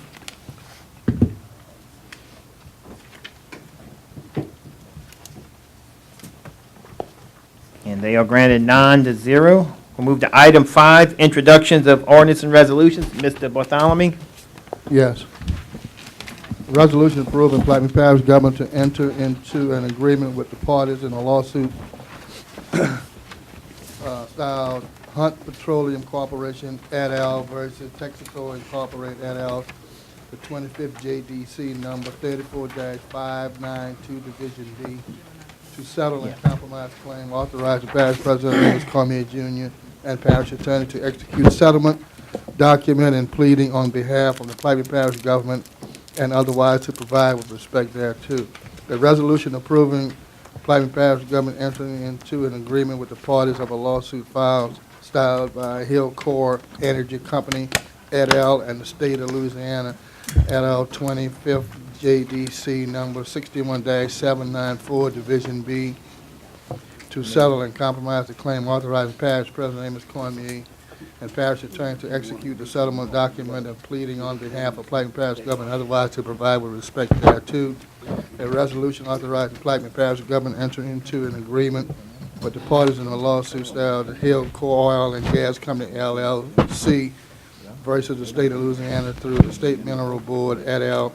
25th JDC docket number 52-061 Division B to settle and compromise claim, authorizing parish president Amos Cormier Jr. and parish attorney to execute the settlement document and pleading on behalf of the Plaquemine Parish government and otherwise to provide with respect thereto. A resolution approving Plaquemine Parish government entering into an agreement with the parties to the lawsuit style Chevron versus Chevron USA Incorporated et al. State of Louisiana et al. 25th JDC number 551-097 to settle and compromise claim, authorize parish president Amos Cormier Jr. and parish attorney to execute settlement document and pleading on in behalf of the Plaquemine Parish government and otherwise to provide with respect thereto.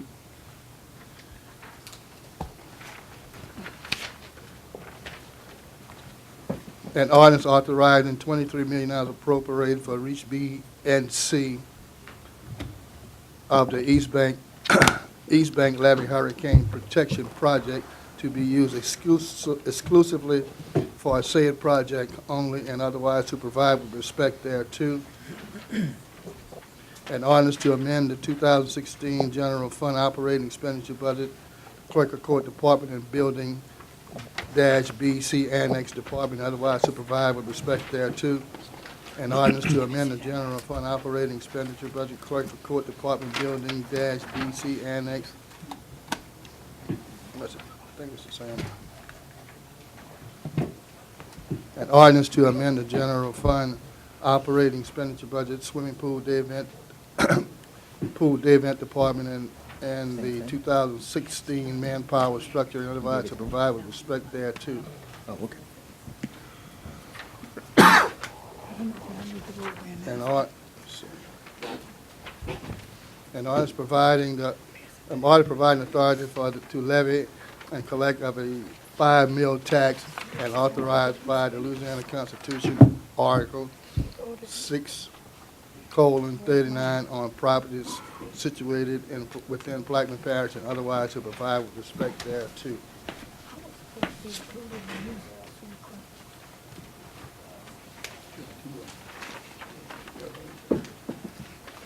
Is that it? Oh, yeah. And- Oh, I'm sorry. An ordinance to amend the General Fund 2016 Operating Expenditure Budget, Swimming Pool Day Event Department, and 2016 Manpower Structure, and otherwise to provide with respect thereto. That's all, Mr. Chairman. Thank you, Mr. Bartholomew. Mr. Black? Yeah, resolution authorizing the parish president to accept the transfer of a truck to the Plaquemine Parish government for public use and benefit, to otherwise provide with respect thereto. A resolution authorizing and directing the parish president or his designee to do all things necessary and proper to provide assistance to the Plaquemine Parish Heritage and Seafood Festival, and otherwise to provide with respect thereto. An ordinance to amend the 2016 Manpower Structure and Operating Budget, and otherwise to provide with respect thereto. An ordinance to amend and as amended readopt Section 11-5 J4 of the Code of Ordinance entitled Garbage and Trash Pickup Regulations, and otherwise to provide with respect thereto. I have.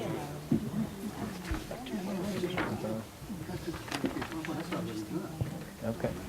Mr. Russo, I apologize. Yes, it's a resolution urging the federal congressional committees to include local and state stakeholders in the process of drafting legislation to craft an affordable and sustainable reauthorization of National Flood Insurance Program and otherwise to provide with respect thereto. That's all I have. Thank you. I didn't mean to skip you, Mr. Junior. You have any? I'm sorry. An ordinance to amend and as amended to readopt the Plaquemine Parish Code of Ordinance related to permit fees. An ordinance to amend and as amended to readopt the Plaquemine Parish Code of Ordinance relative to animal control. An ordinance to amend the 2016 General Fund Operating Expenditure Budget, Parks and Monuments, Fort Jackson Division. You got that? Okay. No, she's got that. I don't know. I don't have that one. Give that to her. You do now. You do. Oh, I'm sorry. An ordinance to amend the 2016 operating revenue budget, various funds, and otherwise to provide with respect thereto. An ordinance to amend the 5-year capital improvement plan for the EOC Safe Room Project and the 2016 operating expenditure budget, Homeland Security Emergency Preparedness Department, line item employee expense training, and otherwise to provide with respect thereto. An ordinance to amend the 2016 General Fund Operating Expenditure Budget, Clerk of Court Department, nope, scratch that. An ordinance to amend the 2016 General Fund Manpower Structure and Operating Expenditure Budget, Legal Services Department, and otherwise to provide with respect thereto. I have none. Thank you. Ms. Salvan? Yes, sir, I have one. A resolution objecting to and opposing a discharge point from the Wilkinson Pump Station as proposed by the United States Army Corps of Engineers, and otherwise to provide with respect thereto. Thank you, Ms. Salvan. Last one. Mr. Edgecombe? No, sir, I don't have any. Thank you. Ms. Williams? Yes, I have two. An ordinance to amend the 5-year capital improvements plan study Baptiste Colette deepening project and the diversion lamp project and otherwise to provide with respect thereto. A resolution assigning a room in the Buras Community Center, Buras, Louisiana to David Magaha, Justice of the Peace, Ward 10, for use as office space and to conduct judicial proceedings as deemed necessary and otherwise to provide with respect thereto. Thank you, Ms. Williams. We move to item 6A1. Ms. Barber? An ordinance to amend and as amended readopt Section 6, Paragraph M, subparagraphs 1 and 2 of Ordinance Number 142, the Comprehensive Zoning Ordinance of Plaquemines Parish, Louisiana, which was not recommended by the Plaquemines Parish Development Board in its advisory capacity in Resolution Number 08-15 dated November 17, 2015, according to its minutes of meeting held on November 17, 2015, with reference to application number 2015-145 dated September 25, 2015. You offer, Mr. Byrd? I'll offer with changes. Changes. You distribute them now?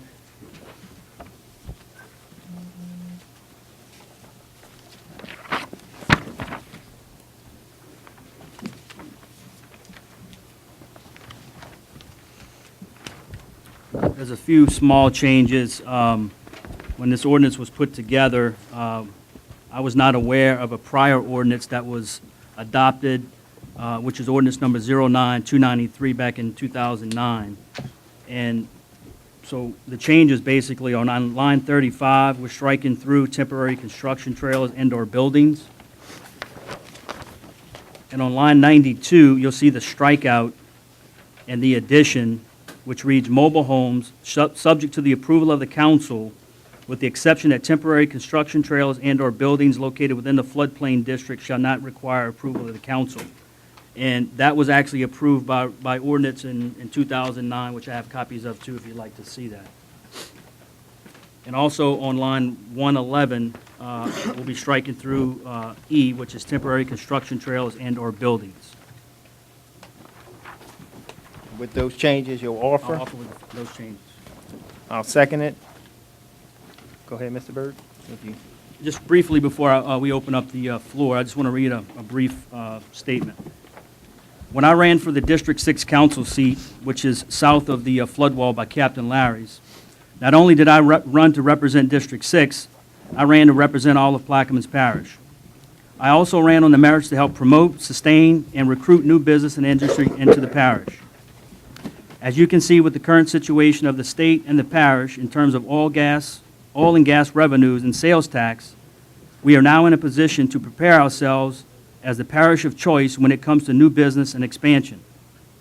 We can't solely rely on the oil and gas industry, and we must diversify our revenue stream by being business-friendly and open up our borders to new industry. This ordinance, and I repeat, this ordinance does not guarantee anyone or any business a permit. The application and permit process will remain the same and must come before this council before any permit will be granted.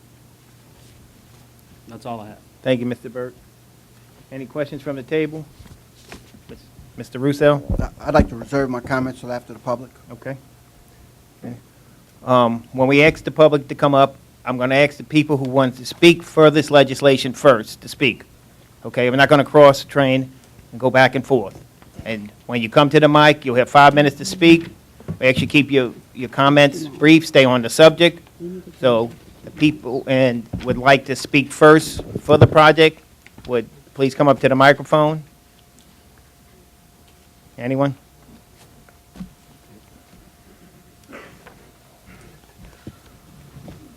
Chairman, is for those in favor? Yeah, of the favor of the ordinance. Gotcha. Speak first. Okay, thank you very much. Okay, My those- name is Robert Thomas. I'm the Executive Director of PABI, the Plaquemines Association of Business and Industry. Dear Council Chairman, Council members, Mr. Parish President, I respectfully ask that you vote to approve item 6A1 today. This is an ordinance to amend and as amended readopt section 6, paragraph M, subparagraphs 1 and 2 of ordinance number 142.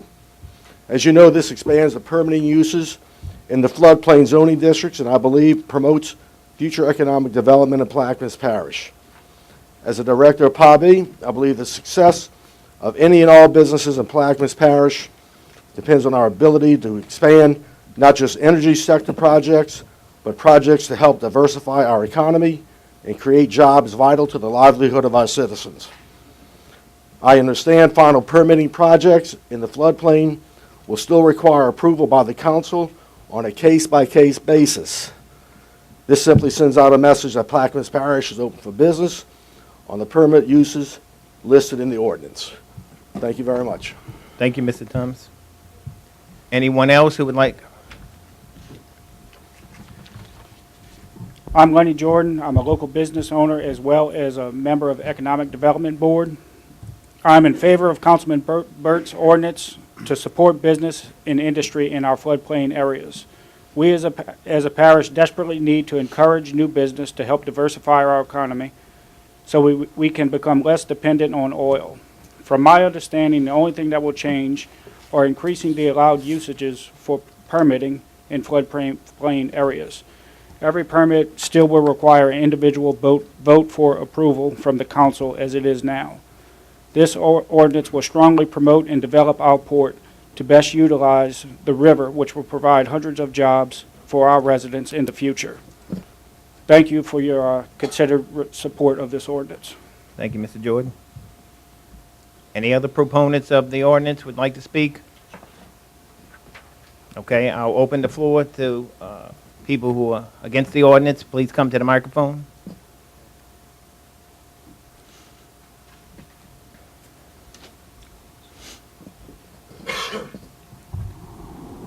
Mike Mudge, 117 Valsco, Myrtle Grove. As we all know, this has been an issue, and this ordinance particularly pertains to NOLA Oil. NOLA Oil is a company that applied for a permit in the floodplain to put a storage facility. We came before the council, the last council approved it. Since then, a group of us filed suit against the actions that the past council took. We've been to 3 courts. I'll take that back. We've been to 2 courts. The local judge ruled in our favor and said that the ordinances, the way they stand right now, are unconstitutional. It went to the 4th Circuit Court of Appeals. They agreed. They sent it up to the State Supreme Court.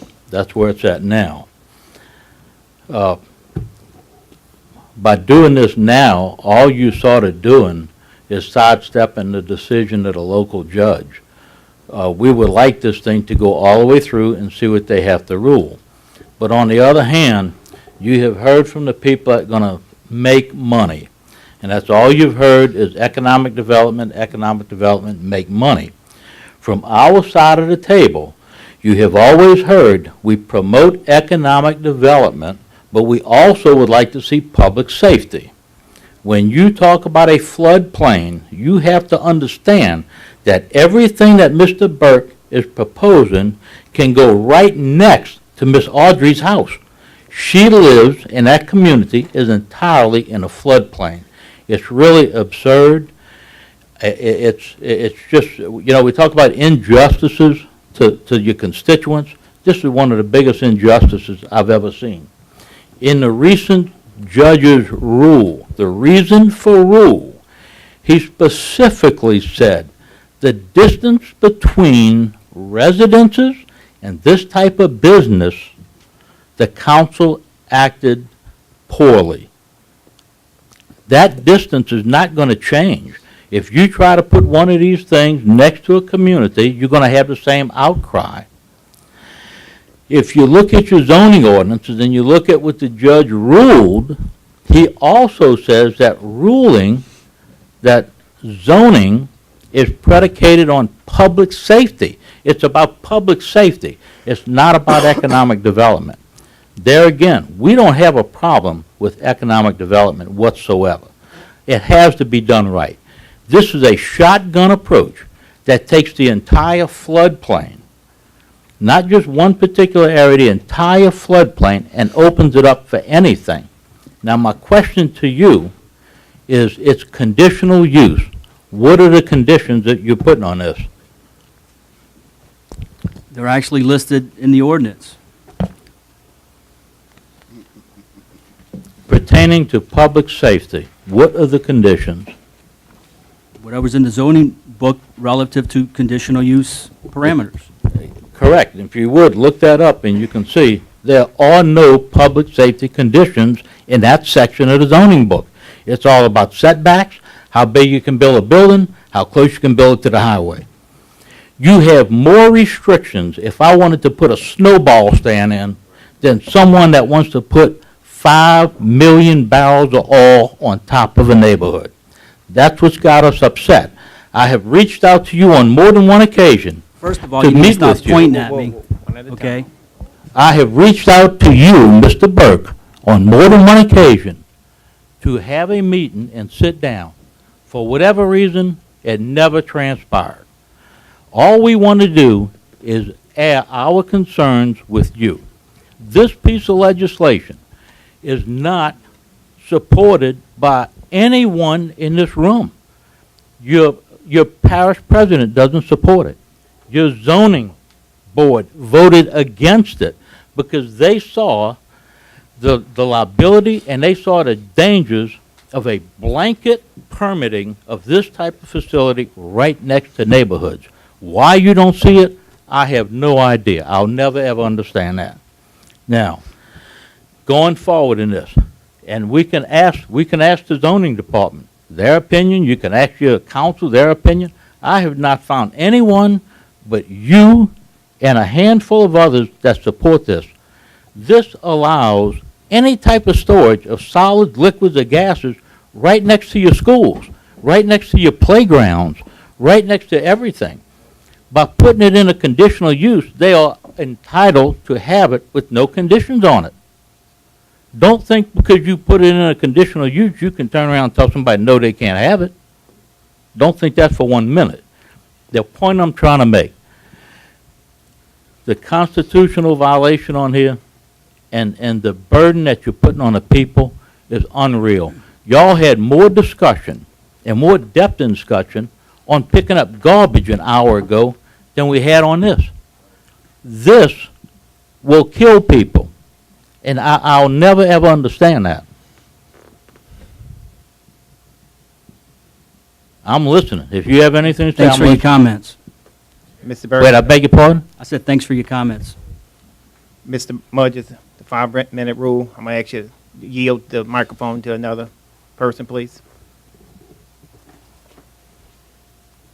Anyone else would like to speak?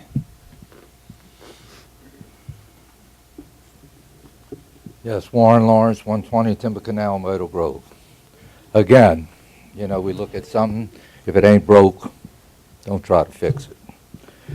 This here situation is far more than NOLA oil. You know, Mike come up here and said it's NOLA oil. That's just one part of it. We have fought the Ram terminal under the same situation. They will be able to come back in with the Ram terminal.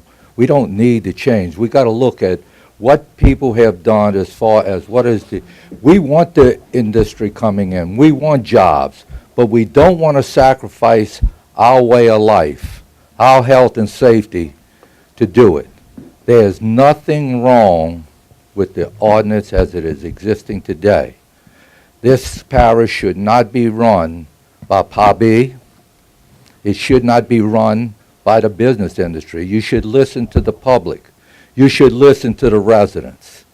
We're looking at a place where we say floodplain. If you want to look at the definition of floodplain, this is not a floodplain anymore.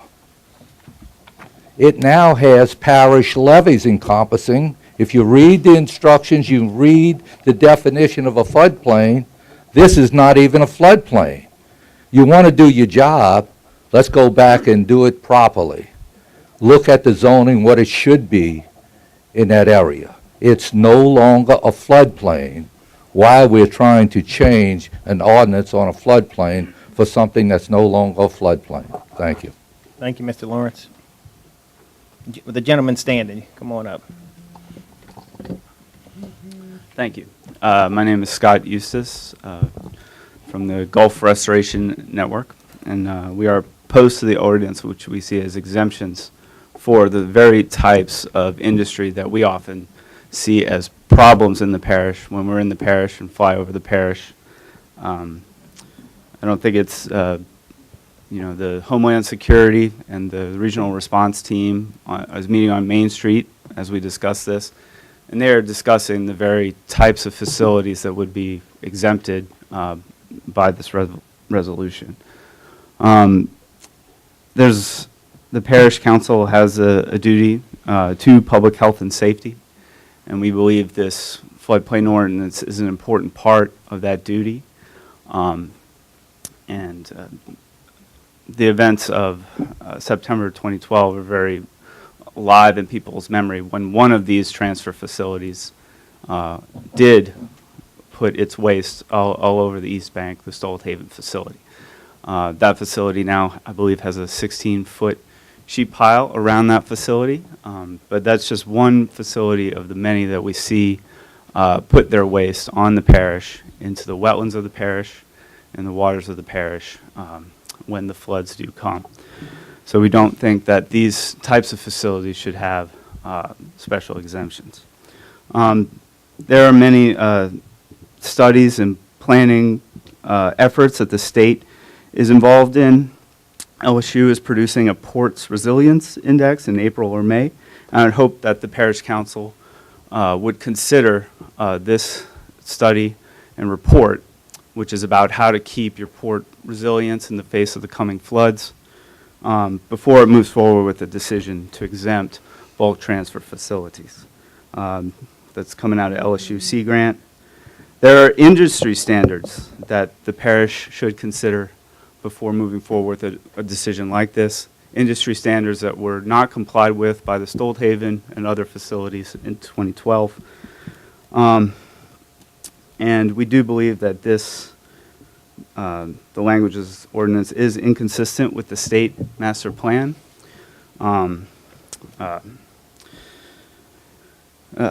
In particular, Chapter 5 on land use, where it says that the state does not envision that our wetlands and the lines of defense flood protection system cause increased development of floodplains, that would be an induced risk that would lower the effectiveness of the state plan to protect communities and make Louisiana sustainable.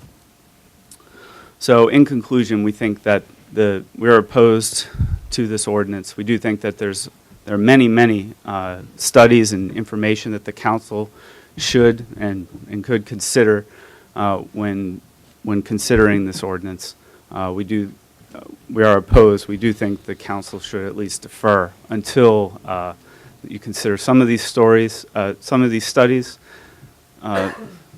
some of the things that they're discussing on Main Street right now with these bulk transfer terminals, and the LSU Ports Resilience Index that's due out in the month or so. So, thank you. Thank you, sir.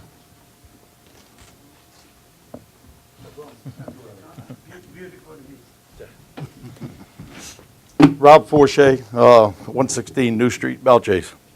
I am a big proponent of industry and business development, but the reason that I do not support this ordinance is because it has no language, as several have said, that would protect the citizens, not only Myrtle Grove, but anywhere else that this may be built. And distance is one way. Stolthaven has illustrated a way to protect, and these type things need to be written into an ordinance, I believe, for this type of facility, even though it would come before the council, because you guys are not going to be there in how many years. So what will the next council do? Whether they will be diligent enough to stop this type of thing. So any ordinance that's written should state the things that need to be stated in order to protect the citizens of the parish. Safety. So that would be what I think needs to happen with this ordinance. and it not be approved and be deferred. Thank you, Mr. Forshee. Mr. Edwards. Yeah, I heard Mr. Thomas in his statement when he got up here talk about economic development and Pappy position. But the bar pits showed Pappy position in terms of economic development. Well, we got all these bar pits over and a few people making money. I know in Phoenix where I live, they put a bar pit next to me. It cost me $5,000 to straighten my house out for all the cracks in my slab and the drywall in my house as a result of that bar pit being there. The thing about the public safety is so important. I just became a member of the zoning board. And but I've seen over the years this parish have historically supported the zoning board decision. This is unusual. I've heard this parish historically said that we don't want to spend a lot of legal fee on certain issues. But here's something that went through two courts and we're still fighting it. So the zoning board took a position on the side of public safety. When we looked at what happened at Stonehaven, we look at some of the things that happened at United Bulk Terminal. I'm hoping, and I heard you, Mr. Burke, saying that when you first got elected, you for all the people. Well, if you really listen to all the people, they're really against this happening in terms of public safety. That should be the primary concern. We can say, yeah, bring it before the council member. But what if? What if business like Noah Earl and some of these other people have contributed to council member campaign? And their votes is purpose up on that. It puts us in a dangerous position. You know, and so I'm concerned because it is something strange. Something stinks to the high as hell in this issue. And I just can't put my hand on it. Because I've never seen the parish be so serious about something against public safety. If anybody should be concerned about public safety anywhere on planet Earth, it should be this council. So for council members to vote for this mean you're really not hearing the pulse of people. You're really not hearing what fishermen are saying in this parish. And I hope that fishermen and every ordinary people look at the decision you make here today. Because the decision that you make here today would affect your and my unborn grandchildren. And I hope that your decision is not based on campaign contribution. Thank you, Mr. Edwin. Anyone? Mr. Henry? Administration, what's your position on this ordinance? Well, thank you for asking, Mr. Henry. As I've stated earlier, decision is not going through the Supreme Court. I think it needs to go through a proper litigation process, and always to be determined in the courts. You know, the money guys always come up. The money guys come up, and they basically get what they want. But sometimes you got to ask yourself, are you really serving people here, man? Mr. Bush, you're not going to live nowhere around these facilities. So it doesn't matter. Your family's going to be okay. But what if your family has to live around here, man? Man, that'll be devastating to that person. You got to look at things in a way where everybody gets to enjoy the freedom of life, man. Everybody. A dollar is a dollar, but freedom of life is priceless, man. It's priceless. Priceless. We got to look at people. Got to look at people first, not money. Thank you. Thank you, Mr. Henry.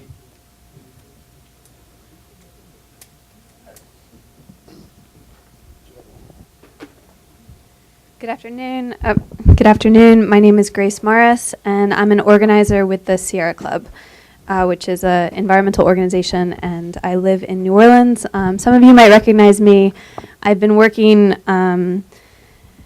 with communities in Plaquemines and Jefferson Parish for a number of years now, fighting the Ram Coal Export Terminal, which is in this area of question. Although that's actually not what brings me today, this is a much larger issue when we think about coastal restoration and the coastal crisis that we're facing in Louisiana. And unfortunately, y'all are the leaders that are going to lead the state out of this mess that we're in. So it's on your watch. I think you are all probably more aware of that than any other public body in Louisiana, and I'm speaking to you from there today. So I first had a procedural question. I noticed in the resolution language it was included that all conditional use permits shall have public hearings and be subject to the approval of the Plaquemines Parish Council, and then that language does not carry over into the ordinance language. So is that a discrepancy that's in my documents, or did that not carry over into the ordinance language? So I do not, again, in the ordinance language, I do not see this line that was in the resolution that says all conditional use permits shall have public hearings and subject to the approval of the Plaquemines Parish Council. So is that still missing and that did not carry over?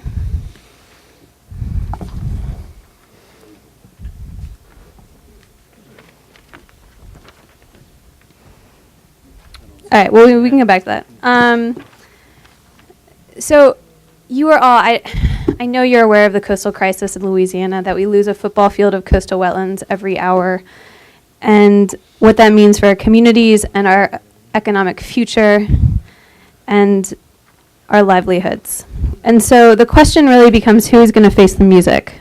And you know, this is a new council. I know y'all are just over a year in, but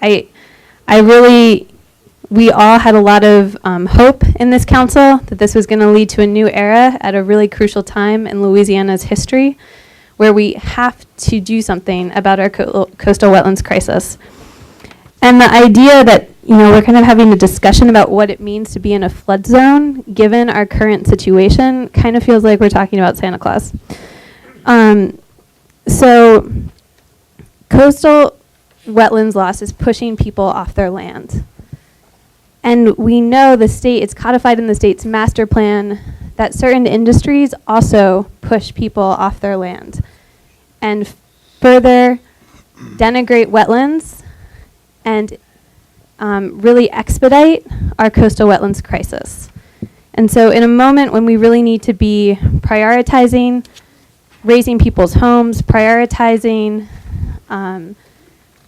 economies that are going to strengthen Louisiana and strengthen our communities, and prioritize coastal restoration and working across parish lines and with the state and probably with the feds to implement coastal restoration, it's crucial that we see consistency and that we have a comprehensive vision of how to make sure our communities survive.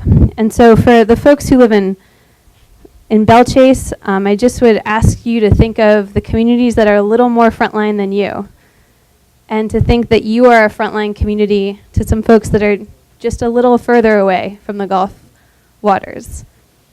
And it's really not something we can ignore right now. Katrina, Rita, Isaac, we saw what happened with Stolthaven, with ConocoPhillips, with United Bulk, with IMT. These are not the kind of industries that, you know, without proper accountability, which currently we really don't have proper accountability set up, and it's definitely not in this ordinance language, that fare well in a flood zone, and for the communities that are around those industries in a flood zone. Sierra Club sued the United Bulk coal export facility. We won a settlement with them in August. We were really hoping for a storm protection plan, and we didn't get it. You know, and we really didn't have any legal grounds to really ask for that. And if you go out to the Lake Hermitage Coastal Restoration Site, it looks like someone dumped a barbecue pits all over it. It's covered in coal because that's what's going into the river. And as much as we really want to make sure we don't have that Ram coal export terminal, some of the chemicals and other things that would come into the community with the Knoll oil tank farm are, you know, even worse for public health than coal dust. So I just wanted to bring some of those forward and remind you that not only will your actions today reflect the leadership in this community, but that the whole state really needs some strong leadership on the coast, and I ask you to be those leaders. Thank you. Thank you, Ms. Morris. Ms. Grace, just to answer your question, it was inadvertently left off of the transferring from the ordinance, so I will include that language. Great, thank you. Anyone else would like to speak? Mr. Turner? Burgard Turner, 161 East Bellevue. Mr. Byrd, if it's going to be included in the language, then it needs to be done in the form of an amendment so that it would be, official. Yes. Just a reminder. Just a couple of things, some clarification for me. But first, Mr. Cormier, it's good to hear that you're not supporting the legislation. And is that correct? You're not supporting legislation, or you're just waiting on approval on the decision from the Supreme Court? Yeah, from a legal standpoint, the administration is, has to be deliberate in the response to the legal aspects of it. And so the Supreme Court, as it goes through that proper process, that will be determined by the courts. But are you supporting the legislation? As I stated earlier, we support the court decision, the legal aspects of it. Okay, so you take it either way, is what I'm getting, right? We support the court decision. Okay, that's the answer then. To the permanent office, just for clarification, I need Mr. Metcalf's help. Mr. Metcalf, in the ordinance, the current ordinance, under M Section 1, where it gives the list of uses, do all of those items come before the council? And again, nothing that I'm going to ask is a trick question, just clarification I think is going to be easy to follow. So I'm not trying to set you up for something. Are you inquiring about the current ordinance? Yes, well, it's the same as the new one, 1 through 14. All of those come before the council right now? Yes. Everything would still, as I understand the proposed ordinance, everything would still come before the council as it does now. And Councilman Burt can correct me if I go astray. This augments the existing ordinance a bit. Right, items as 1 far as through conditional 14 uses. 1 through 14 do come before the council. But it does not change the process. No. Okay, because I've heard Councilman Burt said that everything still comes before the council. I heard Pabby say it's going to be Pabby on a case-by-case basis come before the council. I heard Mr. Jordan say that every permit will be required to go before the council. So I'm hearing different things, just want some clarification there. To my recollection, 1 through 14 currently come before the council and will Okay. continue coming before the council. And so the big change is the conditional use piece, is that right? Is that the big change in the legislation? Yes. Because when I read the first whereas, and in it, it says that the council has, let me just read it, whereas the Plaquemines Parish Council wishes to supplement the floodplain district zoning designation to remove the broad, and I want to focus on broad discretion provided to the council under the permitted uses found in subsection, and it lists the subsection. I don't see the council having broad discretion, and with that being in there, it gives the impression, or it implies that it's almost willy-nilly the council can pick and choose what they want. But I'm not seeing that. Well, I think that's the whole discussion here is that language that was in there before, if you go back and read it, anything that was not listed, any similar industry could be approved by the council. So we're taking out that gray and vague area. That's what we're eliminating. I think that's what's in the courts right now.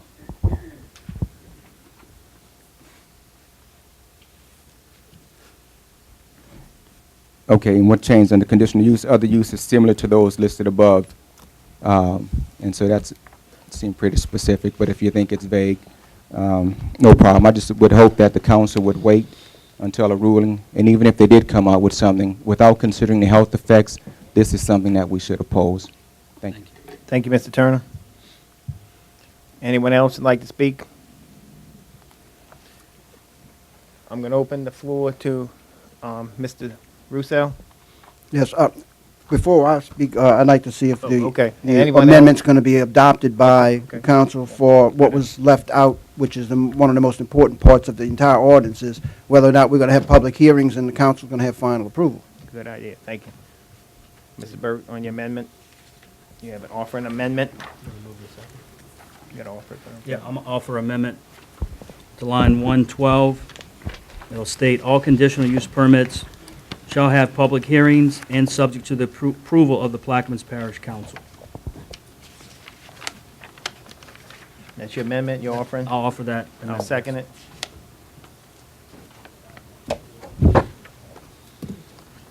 The vote is on the amendment. Any discussion on the amendment? The machine is open on the amendment.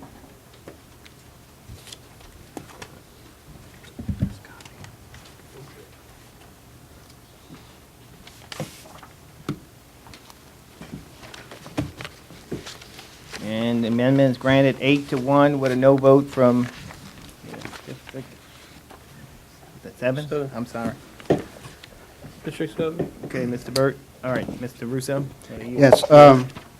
While I supported the amendment to at least get the language in there so that the public will have some opportunity to comment on what goes into the floodplain, to be clear what this does, this expands uses in the floodplain to outright industries so that, you know, you cannot deny. Mr. Mudge hit a point on, well, now you know by adding these categories that that can go into the classification of floodplain, but now you got to determine what the conditions are, whereas before we could determine and decide whether or not they went in there at all. So this greatly expands what can happen next to neighborhoods and so forth in the floodplain.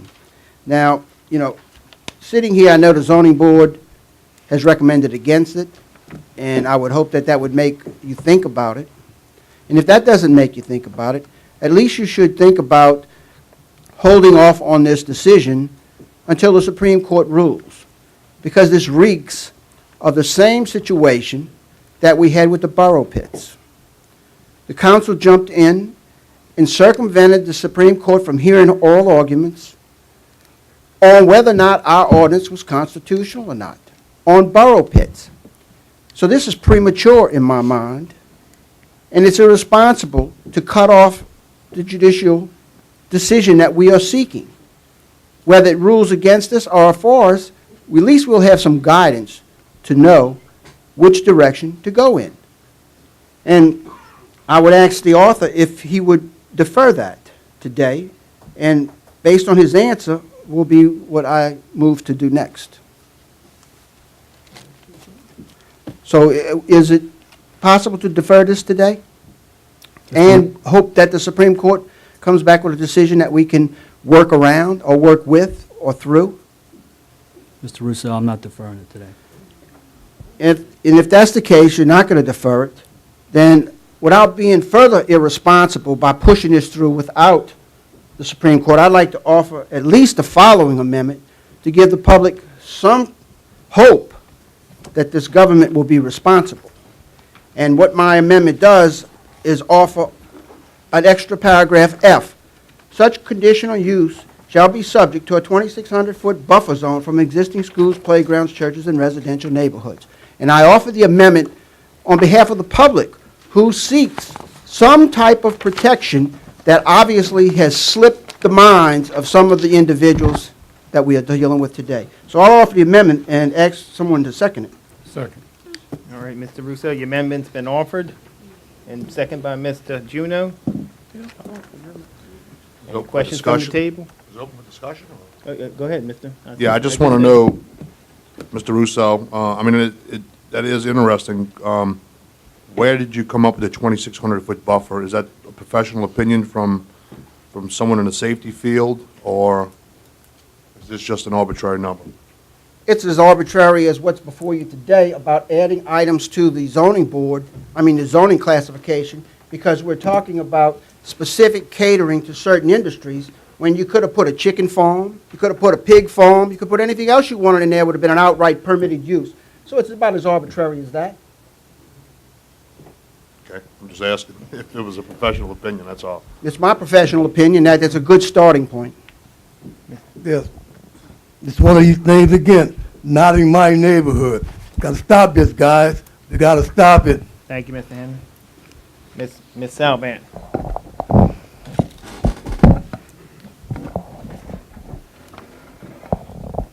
I'm sitting here trying to refrain,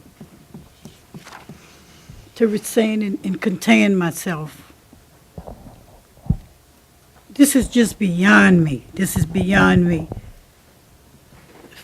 You know, to have a colleague to sit next to me month in, month out, and does not respect me as a human.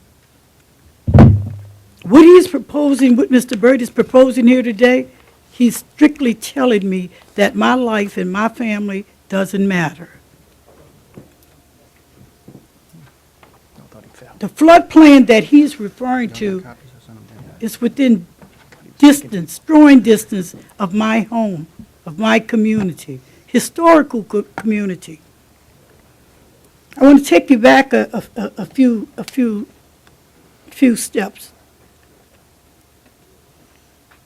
Under the previous administration, that was legislation to bring a Walmart into the Belle Chase community.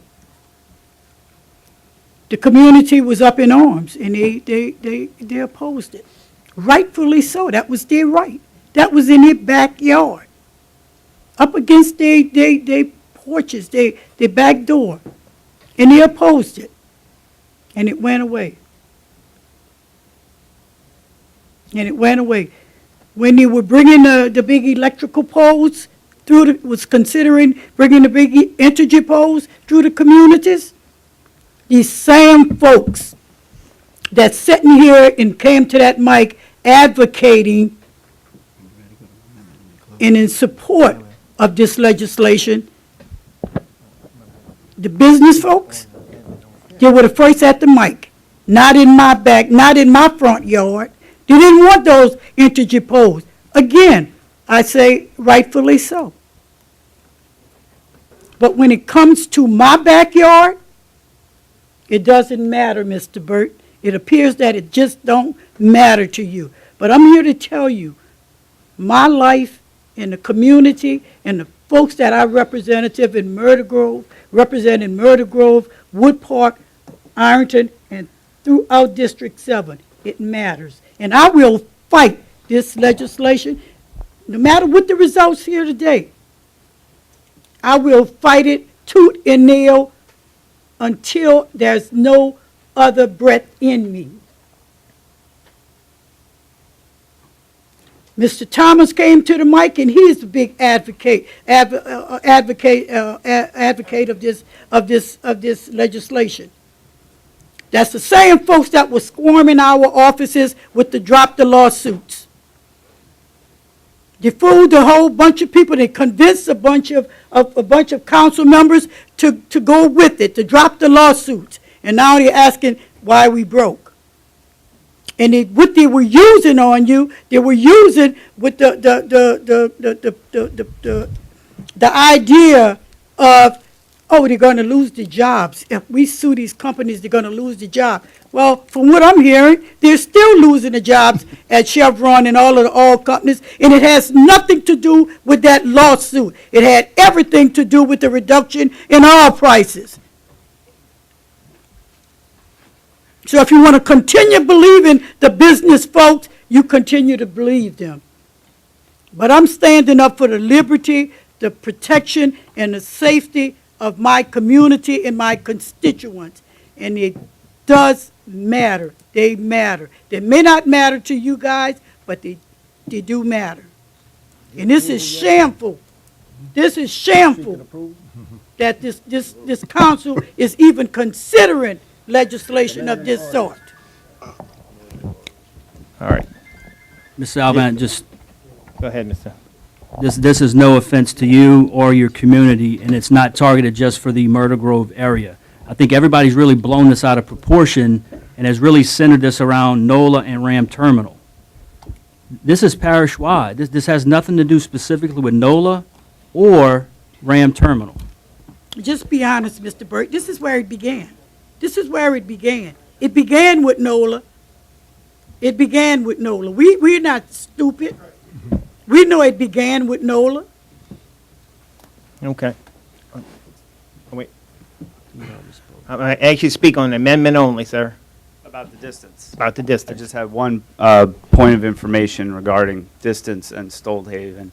when Homeland Security flew over the facility, the Rasheen from 1 to 3 miles away from the facility. That would be more than, it's a large, larger than I think it was 2,600 feet, so. Okay, Thanks. thank you. Also on the amendment, when we were dealing with AMAC on the issue, when they was bringing come, we were looking at, there should be some kind of the buffers for safety, to guarantee some kind of safety for people. So when Mr. Roussel might maybe present for the first time, but historically everywhere when you're dealing with dangerous things that could be harmful in the interest of public safety, the alternative, when it looked like ain't nothing else going, when the law looked like it's failed, the equity kicked in and saying, well, let's create a buffer zone to create some safety. So what Mr. Roussel is acting for safety, and I'm saying, Mr. Roussel, Mr. Burke said talking about parish-wide, but what you are saying is going to affect us all parish-wide. You might say we're blowing this up, but we say, no, we're not blowing this up. Historically, parish-wide. I could look at Boothville, we had the Bohemian Spillway issue. We had people from all those parishes that historically came together. This issue affects everybody parish-wide, and I'm saying you have blown this up, the fact that you're putting this here. And for the council to vote on this thing today and say yes to this, then that means you really don't have the interest of people parish-wide. Thank you. All right, Mr. Juno. Yes. I know I'm speaking for myself, but I'm for economic development. And I hate to see that the zoning board that don't get paid voted against this, and we're going to vote for it? No. I cannot vote for this ordinance. There's no way I can do this. We got to look at the safety for the people. And that's what we're here for, and that's what I'm going to do. Thank you. Thank you. Want to close it out? I'll close on my amendment. You know, we sat here and we heard the port director, and I specifically asked him if he'd had any problems with permitting on the VG LNG facility. And his answer was absolutely not. This was used as an excuse to introduce this, that we got to protect our port, and we got to develop our port. And you heard today from the executive director said that we have no problem with permitting with the parish. They have to go to the Corps, and the Corps has held them up. So, just to repeat myself, I think it's a disservice and it's irresponsible to cut the judicial system off without a final decision. However, if you choose to do that, then at least protect the neighborhoods, the schools, the playgrounds, and the churches with some type of buffer. If you do nothing, then you are subject to having it just as was stated, next door, in the backyard, and that's not what we really want here. I would hope that's not what we really want here. And, you know, behind the scenes, a lot of things are brewing. But let me tell you today, from this day forward, beware, because you will be scrutinized beyond belief if this passes. And I ask you to please support the amendment to make it somewhat better. It's like taking a bad piece of legislation and making it a little bit better, but not good. So, having said that, I have a wait. Okay, Mr. Hold on, Mr. Black. Yeah, just one question, Mr. Russo, to your amendment. Just for clarification, you put such conditional use shall be subject to a 2,600-foot buffer zone from existing schools, playgrounds, churches, and residential neighborhoods. The only problem I see with that, and I understand where you're going with it, is conditional uses 2B. For instance, operations involving offloading, storage, and dispatch of cargo containers. I think that would eliminate where that doesn't have to do with any type of all storage or anything else. I mean, that could be containers or whatever. So therefore, I mean, you wouldn't be able to even have that in a few of those areas. So I think it's more than from the river frontage or even from rail. it's a buffer zone around churches, schools, playgrounds, and residential neighborhoods, and take it any way you want to interpret it. But I'm representing, in my mind, the public. I'm not representing some special interest or some group that wants to come in who is not here yet and move next door to some neighborhood, church, or neighborhood that is here now. today. So, you know, when it comes down to which side of the fence I'm on the public side and in their best interest. And this is a starting point, because you heard earlier today in this discussion that we don't have anything. All this did in this ordinance was allow these items that have been added to have an outright obligation or I'm not sure what the word I'm looking for, an outright right, that's what I'm looking for, the right to be located in a floodplain based on the conditions that we set. And I'm going to start off with this amendment to say one of the conditions is that we have a buffer zone around our churches, schools, neighborhoods. And if you can't vote for that, then you can't vote for the public. So, Mr. Mudge? Well, I want to thank you for making the amendment. And what everybody needs to understand when they think about this amendment, we're talking about facilities that can burn and put out a smoke plume that could go for miles, that could be toxic. What you have to keep in mind, if this happens to you or around you, how far away will you run with your grandson underneath your arm before you feel safe? And if you think about that for no more than a minute, the 2,600 feet is probably not enough. Thank you, Mr. Frelich. Vince Frelich. You guys know what type of chemicals or oil is going to be stored in these tanks? Does everybody know what that is? I mean, are you guaranteed it's going to be just oil or maybe benzene? You know what benzene is? Benzene is one of the deadliest chemicals you could ever put in a tank or around a neighborhood. So before you vote on this stuff, you better make sure that what's going in those tanks is going to be oil or benzene. You better take a good look at that before you vote on it. Thank you. Mr. Forche, on the amendment? Yes, I think that's a great start, this 2,600 feet. But I think that you already have an example in this parish with Stolthaven and what they've done. So not only should there be a 2,600 feet, but there should be some language that would put a wall up, a sheet pile, 18 feet, whatever is recommended. And I'm not going to sit here and recommend a height, but there's engineers and people that have the knowledge. I was told by an old man years ago, you don't need to know everything, but you better know where to go get the information.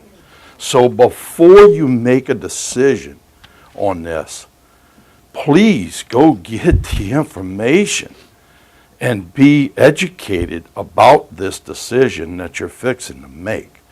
Because, as we stated earlier about garbage, we got problems that have been set forth by council and parish commissions years and years ago that we're dealing with today. Don't set forth something that's going to cause a council later on to have to clean up a mess that we've created today without some type of legislation. And by all means, we should be waiting on the Supreme Court to make that decision before this thing is even brought up. So. Thank you, Mr. Forche. Thank you. All right. Just real quick, I'd like to make a comment. Under permitted uses, it talks about subsection O, which gives performance standards. So there are some standards there already that have to be met. That's on page 73 of the zoning book. Okay. Well, just to close on my amendment, I'm offering the amendment to try to make the legislation better. Doesn't mean I'll vote for the legislation in its final form, but it does give us a start, because I think we ought to wait for the court. Thank you. Okay. All right. With that, Mr., you want to call the vote on the amendment? Yes. The machine is open on the amendment.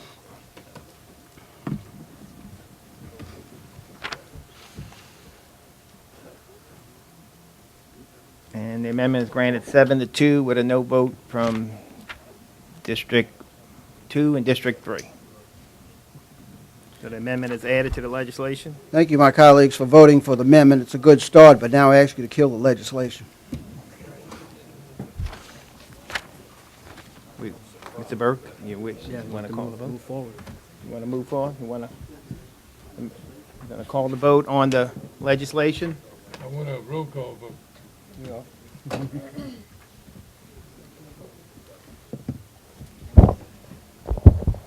Councilmember Bartholomew, No. Councilmember Black, No comment, right? Yes. Councilmember Lapine, Yes. Councilmember Juneau, No. Councilmember Roussel, No. Councilmember Burt, I'm sorry, Yes. Councilmember Trufant Salvant, Resounding no. Councilmember Edgecombe, Yes. and Councilmember Williams. The ordinance is granted 5-4. Thank you. With a no vote from District 1, 4, 5, and 7. We will move to item. Let me go back. The deal was made a long time ago, and the wait was waited for. We will move to item 6A2. An ordinance amending and as amended readopting Deferred. various sections of the Plaquemines Wait, Parish hold Code. on, Ms. Barber. You deferring that, Urban? I'm going to defer that at this time. Item 6A2 is deferred. All right, hold on, let me catch up. Item 6A3. An ordinance to amend ordinance number 15-31 and as amended readopt section 17.5-2 of the Code of Ordinances entitled Fees for Use of Parish Government Facilities and otherwise provide with respect thereto. Ms. Salvant, you offering? Yes. And ask for a second. Can I get a second? Second. By Mr. Bartholomew. Ms. Salvant? Yes, what this legislation does, it's just to amend the legislation that was recently approved by Mr. Bartholomew regarding the use of the buildings for seniors. I had a group of seniors that approached me and came to me and requested that I come before the council and present legislation to reduce the age. It was previously 80 years old, and I'm requesting that it goes down to decrease it to 75 years of age.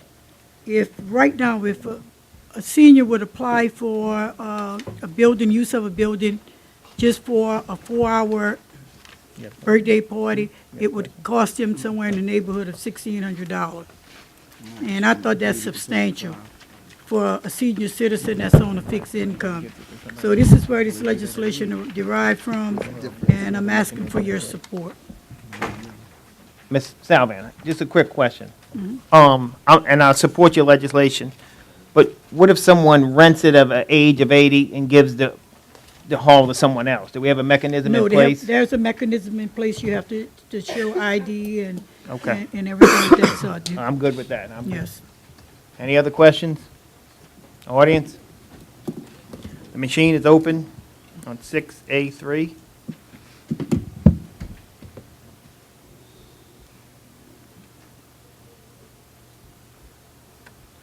And it is granted nothing.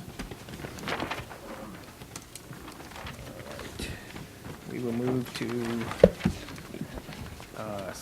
E. is that what- 6D will be withdrawn. All right, 6D is withdrawn, that's right. 6D will be withdrawn. 6E,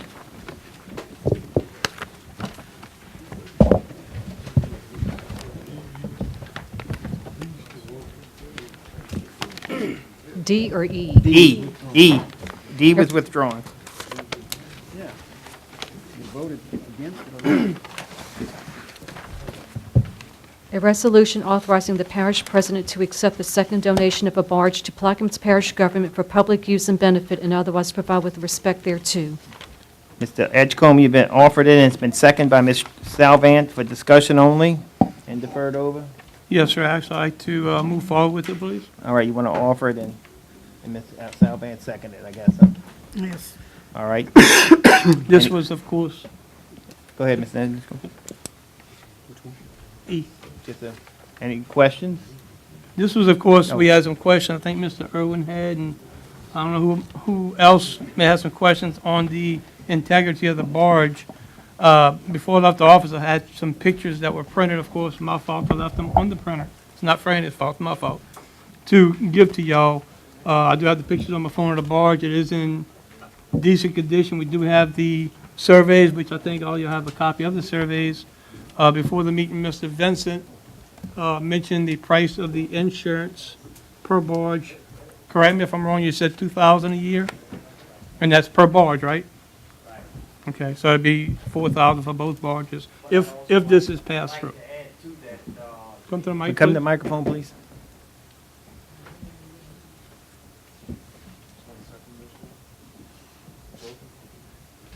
The funds for the barge is already there for the insurance. It's already been appropriated for the other marine insurance policies, for the ferries and so forth. So the money's already there, so it's not anything gonna come out of the general fund, so. Thank you, sir. And that, I'll have Kirk come in. Okay. Yeah, I would just say, I mean, you say the money's there, but the money can also go back to the general fund, so, I can't vote on anything that's gonna spend money. You mentioned at the last meeting, Mr. Bartholomew brought up a good point about the condition of the barge, which I did some research myself, and at the time it was donated, it was listed in fair condition, and I was kind of disturbed by your comment that if it was in bad condition, it became a liability, you'd just sink it. I mean, how much is it gonna cost for us to surround it with pilings and signage and things, so people don't, That's all coming with the donation of the barge. what, the pilings to, The pilings the driving of the pilings is gonna cost us, yes. okay, well, with that case, I can't Well, support it, and it costs us any money. It's not Okay, really a donation when you you're don't paying for wanna, you don't insurance. wanna support that, but you can support putting tanks that you don't know what's gonna go Whoa, in these whoa, tanks. whoa. Well, I mean, you know, Excuse it's- excuse me, Mr. Froelich. Okay, Thank you. thank you. There you go. No, what they might want to do is look around the room and see all of the business folks, how much you care about the constituency. All right, we're going to move on, Mr. Edgecombe. Any other questions on Mr. Edgecombe's legislation?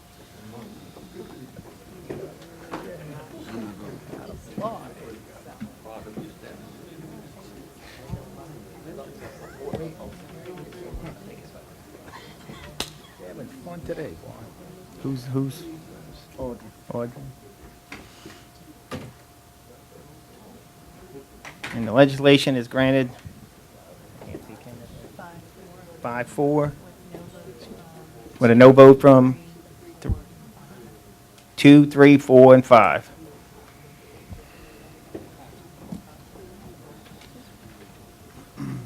We'll move to item 6F-H.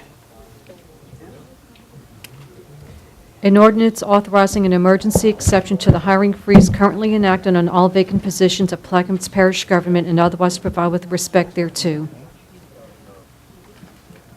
Wait, hold on.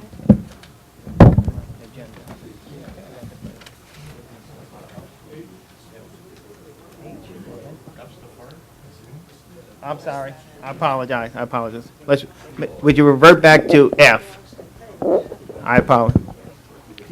An ordinance to amend the F, please, Ms. Morrow. An ordinance to amend the 5-year capital improvements plan for the NOV Drainage Canal Relocation Project and otherwise provide with respect thereto. I'll offer for discussion only and ask for a second. Second, Mr. Edgecombe. I was asked by Ms.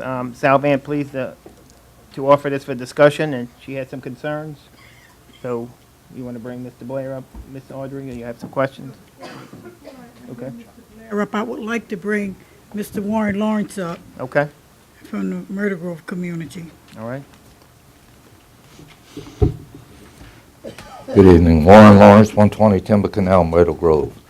In reference to this subject that we're discussing right now, would I ask Ms. Audrey to look at and went on actually take a ride with her to show us.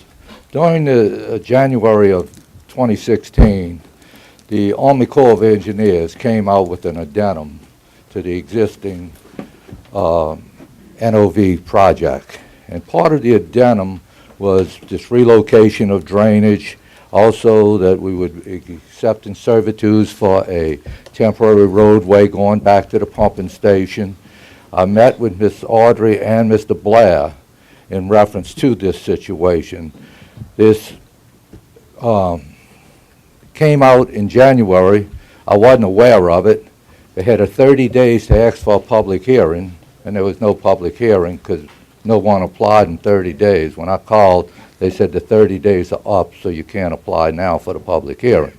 But in this legislation that's making these changes, originally when the Corps had the alignment of the levees and everything, it was to go where the old levees were. The Corps was going to place those levees, and no problem, they had to take in the drainage canal that was next to the levee. And by taking that drainage canal, they had to relocate that drainage canal next to the existing location. This amendment is now taking that the parish, according to, will take over and relocate these canals. Mr. Blair had said it's compensable back to us. They will pay us back. We are strictly paying money in the design phase now. We would not even be paying anything. We just followed the regular alignment as what they prescribed in the first go with. In relation to the roadway, we would have to buy a right-of-way. And since the existing pumping station has no electricity, has no water, and has no sewer, the Corps is not responsible for this placement of the water line and sewer line and the electrical line. I questioned Mr. Blair on this, why did we need it, since there's already a three-phase line down Audubon Road within 150, 200 feet of the existing station. There's water within 150, 200 feet of the station, and there's sewer within the same distance. Now we're going to pick up the tab as the parish to run over 1,000 or 1,500 foot of water, sewer line, and electricity to a station.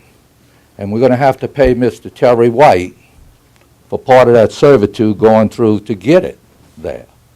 I think it's without having a public hearing. I mean, we got on this on the last minute. But when I seen this coming forth, I questioned the value of moving the drainage canal to the center, which we will now acquire more land from Mr. Terry White. We will now split his land in half. So we got to give him some right-of-ways back to the existing land between us and the new NOV levy. It just doesn't, we went to public hearings and we lost on our subdivision. Forget that. But the location was supposed to be where it was at. The Corps now has come in and they're asking to make an amendment to it. That amendment is ultimately going to cost our parish money. You say we don't have money, and I know Mr. Rittner says everything about the three-phase. They tell him they can't run over a levee because you have to be 300 foot in the air, something like that. And I said, we have crossings all over the place where they do over the top of the levee crossing, cement it, and then come back to poles on the other side. It crosses the river in every location without high poles. So, you know, this is not a fact of life. The water is there. Why should we pay to run? And I just think we should delay on this and have something to get, what exactly is it going to cost this parish for this relocation? They don't want to call it a betterment, because if they call it a betterment, we pick up 100% of the tab. So this is like an engineering alternative. You can't do the engineering alternative for subdivision, but you sure in hell can do it to put it in the middle of Mr. White's property. So, you know, I have my problems with it. I've seen it come up. I've talked to Mr. Blair about it, and I still am not comfortable that this is the proper way to go. Thank you, Mr. Lawrence. And Mr. Rittner? Mr. Rittner. Before I sit down, anybody has any questions? Because you won't let me come back up. I seen your line. I see you over there. I'll stay standing. Blair Rittner, Plaquemines Parish Government, Land Department. The project that we discussing is a drainage canal. Would you plug up? We have what it is, it's a relocation of a drainage canal for the NOV project. Oh, I'm sorry. Shit, I can't see that. You ain't opened it yet. Oh, I still can't see. What you talking? I have my glasses there, sorry. 5A, you got it? Okay. All right. That's about right. That's Tap dancing all around. Let me just say this. yeah. I thought you. I hope it comes up. Okay. All right. We have some lines on this map. If y'all look at the green area, that is the levee alignment that's proposed for NOV 5A. I'm only speaking right now between Myrtle Grove and La Recite. There's another piece of this project that's going to go from Lake Hermitage down to West Point Lahash. What happened here is, I think, I'm going to see if this thing works. Right now, along the existing levee, we have a drainage canal. All right? What happened was when the Corps originally had the alignment proposed to put another drainage canal paralleling the existing levee, and I'm saying existing, the new Corps levee, what happened was they actually authorized the construction to go to 50-year, but they don't have enough funds to build it to 50-year, which means that the footprint is going to shrink. We don't need as much land. We don't need as much right-of-way. So what they would do, if it left it in the Corps' proposal, they would take a 25-year levee alignment, which would be greatly reduced, put a canal next to it. Now, what that's going to do is lock this parish into a 25-year levee system. In other words, if we ever want to raise the levee, we authorize to 50, but we're only going to build a 25. If we ever want to expand, that means we'd have to come back, fill the new canal in, relocate it again. Okay, so this took a lot of discussion years ago. We came to an alternative with this. If you look at the blue here, that is an existing drainage canal that's on the property today. Okay, it's only about 20, 25 feet wide. The Corps came up with the proposal to say, hey, if we relocated the canal to the blue area, then we wouldn't be locked into a 25 or a 50 year. We could raise the levee literally anytime we received the funds or if the Corps ever came in and put it in. So this alignment, this canal relocation was to allow us to build a bigger levee system at a later date. We're looking down the road. It's not going to happen tomorrow, obviously, but 10 years from now, 20 years from now, we have that option. So what Mr. Lawrence is talking about on the funding, all right, normally the parish, we have done all of the lands, easements, right-of-ways, relocations, and disposals for the NOV project. It's 100% reimbursable by the Corps of Engineers. What this is considered is a relocation, okay? It is 100% funded by the Corps of Engineers. In 2014, I came here and got a reimbursable ordinance for like $960,000 to do the 24 miles of the design for this new canal, all right? So we've already expended about $960,000, of which the parish has been reimbursed for, okay? The ordinance today is actually going to, I'm asking for funds, and I mean, it's not going to be voted on. We're going to defer it or withdraw it today, but we'll come back to it. But today, we were going to ask for funds, reimbursable funds, for two things, okay? Number one, Phillips 66, got it backwards. Phillips 66 has about 7 gas lines running through our back levee into the plant, all right? Originally, when we came up with the cost estimate for the 960, that was not part of the relocation. That's going to be considerably a lot of money to come back and design around those utilities, okay? We also, we started this, I don't know, the contract was probably a year ago. When they came in, the Corps said that they wanted us to place the disposal sites for the borough material on the plans and specs for the drainage canal. That was not included in the cost of the 960. So ultimately, I needed more funds. I got it authorized by the Corps of Engineers, and I was going to come before the council to ask for more funds to finish out the design on this project and the one below it, to complete the project, to get, and right now, the Corps had, I call it a bust. There was some, environmental issues that weren't addressed 8 years ago when they got the environmental assessment. They came back in the last 8 months, figured it out. It's out for, I think it's on the 30-day review to vote on environmental permit, which delayed this project. Now, what's going to happen is in about a month, we're going to have the environmental clearance. This project is almost completely designed. It's not 100%. And then we are going to be ready to go out for construction on this particular project. And Mr. Lawrence, I may have I hope you didn't misunderstand me, but it is 100% reimbursable by the Corps of Engineers. Where? All of NOV has. Where is the Murder Grove launch at, around there? Where is the launch? The Murder Grove launch. You talking right there? Okay. Where's the boat sheds?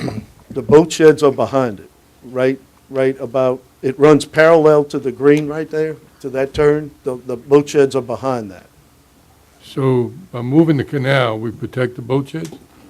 Well, that was the original alignment from day one. You know, we're not moving boat sheds either. That's not a relocation. What we elected to do, instead of relocating a boat shed, because we needed, or boat sheds, we needed the levee footprint plus a canal.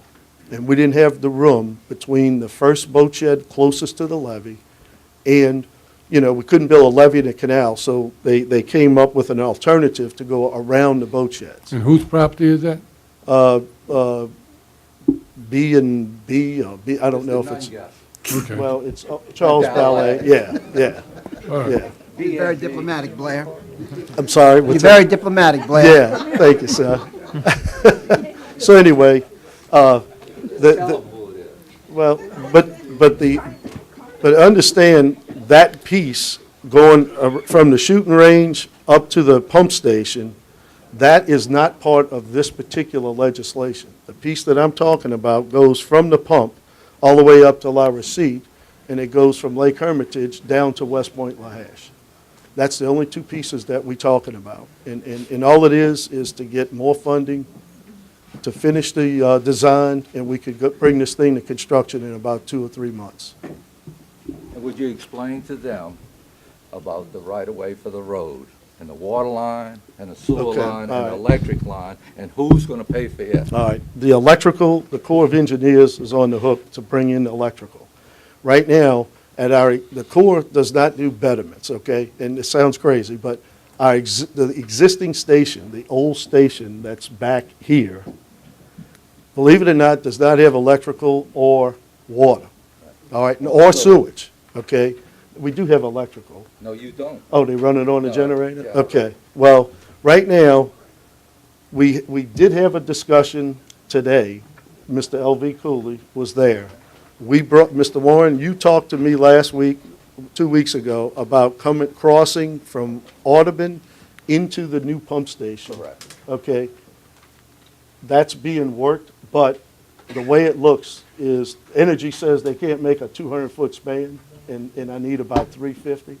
So we asking them to come in with bigger poles, and we are asking them to make the drop. Right now, I can't 100% say that the electrical is by the Corps, but right now, but listen Right, up, okay. hold up. The Corps designed this station, okay?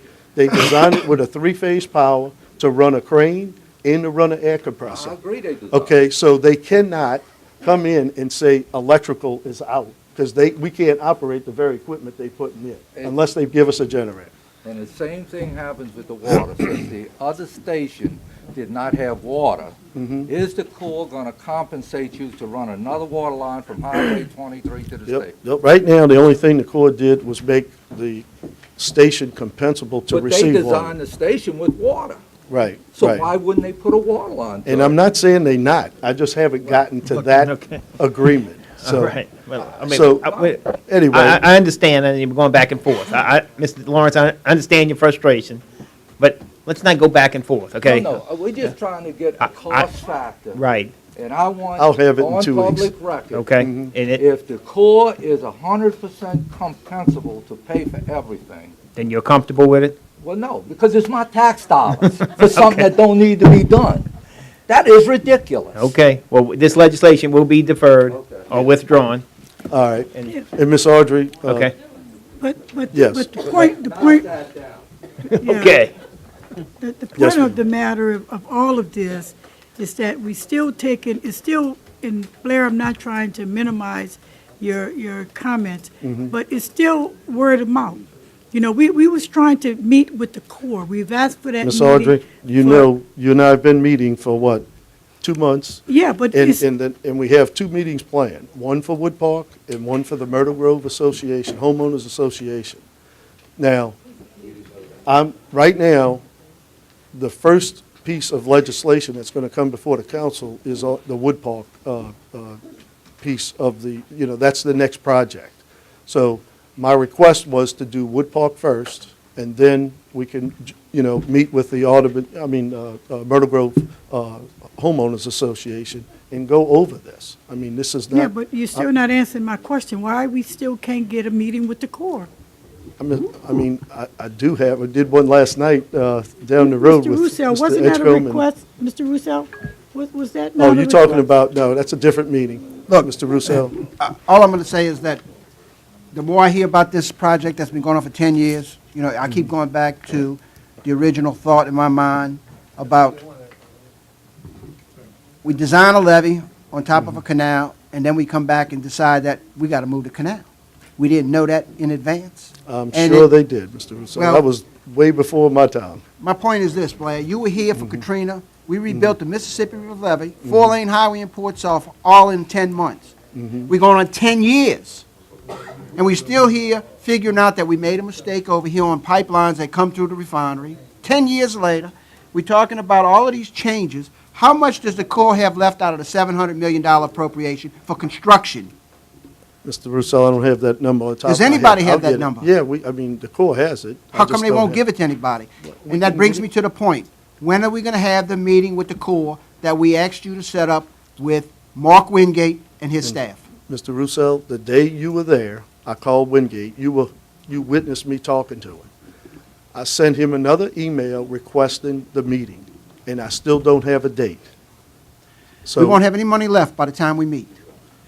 So I think that the meeting has to be had before we make any move to do anything further. That's my opinion, because of all of the issues that I've heard over all of this period of time.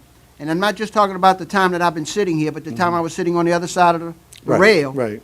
I watched this develop. Mm-hmm. And it's beyond me to think that it has taken us 10 years to design a levee that is not constructed. When I drive down Highway 23 and I see we build a levee on a regular basis, parallel to Highway 23, beautiful levee, way above 100-year protection, and when we dig it up and we haul it to some other levee somewhere else. And we move that mud because we're protecting the holes behind the spoil. And then we got to Not build a quite. levee Yeah. in the back to protect the holes that we're not going to fill. Yeah. This is insanity, and I'm, just had enough of this circle, and I'm going to leave it at that. Right. Thank you. I understand. And then the bottom line of it is what's going to happen is going to look like we're obstructionists and not getting the levees and giving the folks the Right. protection. Mhm. But we need answers. Right. Ms. Audrey, as soon as this meeting is set, believe me, I will get the invite out. All right. Okay. Thank you, Mr. Thank Rittner. y'all. With that, I'll defer this withdraw. Thank you. Withdraw 6F. We'll move to 6H. An ordinance authorizing an emergency exception to the hiring freeze currently enacted on all vacant positions of Plaquemines Parish government and otherwise provide with respect thereto. Mr. Bud. Yeah, I'd like to offer with the changes I passed out. Okay. Oh, there you go. All right. Wait, hold on, 20, Mr. Hold on, Mr. 21, Bartholomew, 22. passing them out. Hold on. Yeah.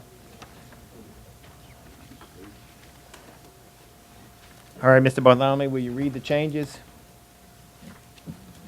On line 20, Homeland Security, Emergency Preparedness, 1 Homeland Security Manager. Legal Service, 1 paralegal.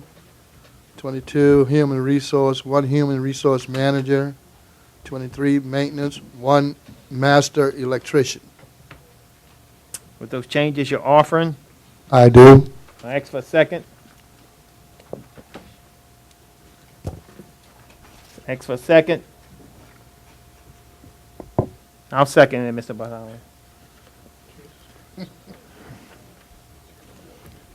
Go Is it ahead. open for discussion? You want to open it for discussion? Is it? I don't know.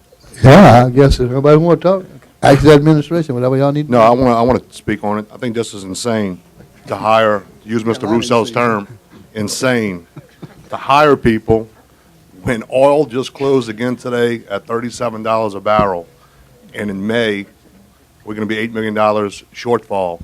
Why are we hiring people? Why are we hiring people? Let's transfer folks laterally. Well, that, And when it comes to the issue of the deckhand and the ferry captain, why hire new people? I'd rather have folks work overtime as opposed to hiring a new position when we may have to lay people off. What I would ask to make an amendment to this. Okay, and I guess that's my thought process too, and I apologize for not, I thought these were transfers and the positions that they were transferring out would be. Look, I introduced an ordinance today for Right. 2 weeks to defund 35 unfilled funded positions, which could potentially save us $1.5 million. That's a far away from where we need to be with the $8 million.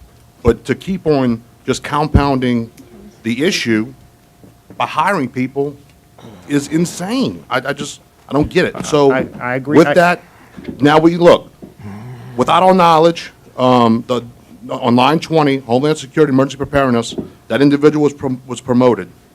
Okay, so I think this is a administrative thing. I think that's been done. The gentleman is getting paid already. That's something that was done in error. So I want to offer an amendment to remove 18, 19, 21, 22, and 23, and just vote on leaving 20. And then when his position that he vacated comes up, delete that as well. It's not. Well, and the thing with human resources is, thank you, Mr. Juneau, for mentioning that. I had no idea until this morning that Mr. Barry Quirk, the Director of Human Resources, is resigning tomorrow. So, I don't think we need to go outside and I guess civil service rules. I don't know if that's a classified position. So civil service, we have to advertise externally and say we go hire somebody from outside. Let the folks that are there right now But work on it. let me clarify, Mr. Bartholomew, this legislation wasn't a transfer to these positions and to eliminate the other positions. Is that correct? Mr. Chairman, if I may,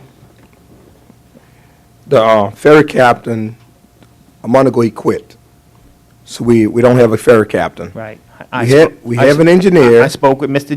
Joey Hartnett personally, and he told me exactly what you're telling me now. Okay. They have an engineer that they want to That's promote correct. to captain. That's correct. And that the engineer was actually working as a deckhand That is and an correct. engineer, and they just elevate him. And I understand, and if he has a captain's license, not everybody can drive a boat. That is correct. So I understand his crucial need for a captain.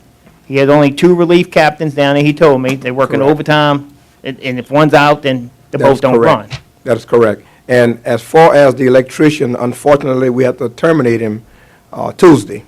And that was the only electrician we have in the maintenance department. Now, we can contract it out if we need services. That's your call. I have no Right. issues with that. But that is the only reason why we made those requests. We're not getting an extra electrician. Right. We don't have an electrician at when all. when I spoke to Mr. Horton, he also said that if he elevated this deckhand, That's correct. To engineer. the engineer. Then we don't have a deckhand. Right, then we don't have a That's deckhand. correct. But I said, if we can move somebody around in your department who is now currently working, there may be a chance of getting laid off. He said, absolutely, I'll take what I get. That's correct. So. And we've been doing that. We've I know, done that. and I applaud you for that. So that's the things that we need to more concentrate on. Are we moving people in key positions and moving around that we know that may get eliminated? That is correct. Okay. That's what we're working on. We're working on that right now. But unfortunately, a lot of people don't want to move to the fair department. only because of the- This is what I envision on this legislation. The Homeland Security Manager, with the Assistant Manager that we elevated to Manager, well, let's eliminate his job, okay? Okay. The legal services, if you moved up to paralegal, eliminate that job. Okay, has that been done? But what we're doing is we're promoting, so we're still paying more to people. No, No. We are paying more to people. So Patrick Harvey's getting paid more now than what he did, okay, from moving from classified to unclassified position. With human resources, Mr. Lapine, what you're gonna do, it's gonna, if you move somebody into that position, it's a promotion. And we can't just promote people within a classified civil service system. We have to advertise it, right, Ms. Allen? So somebody from external can get the position, or? Can Ms. Barrows, can you answer that question? I mean, if we're promoting people when we may be cutting people, What we've done on the positions that we have currently advertised, we've only offered it to current employees of Plaquemines Parish government. So if they're not currently employed with us, they can't be certified on the list. And that is legal with civil service ruling? Yes, you make it as one of So your we're allowed members. to just keep the hiring within? Right. And then I think what we had talked about is if we can't get someone with the particular credentials, then we would offer it outside. We haven't done that yet. Other than the ferry captain, why are we replacing anybody if we have a budget crunch? I mean, replacing for what? Why can't people multitask? Yes, multitask or, Let me just ask a question, and maybe a point to the administration. We lose a human resource director. He retires, resigns, whatever. Who is in charge of human resources? Okay, who? I mean, just the next person who has the most time? Okay. Same thing with, well, the paralegal works on it, but I mean, when we have a manager like that, how do we replace that? We don't, I mean. What happened with our last outgoing attorney, Joe, issued a legal opinion about lateral transfer. I don't know if you want to elaborate on it.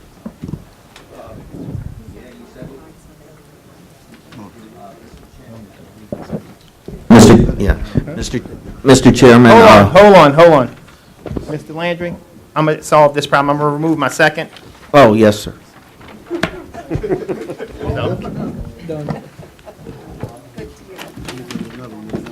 Huh? Okay, I'm going to, huh? I don't think. The legislation was offered by Mr. Bartholomew. I'm going to ask for another second. I'm going to ask for a second.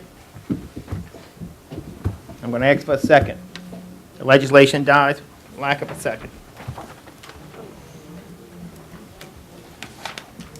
We'll move to 6K.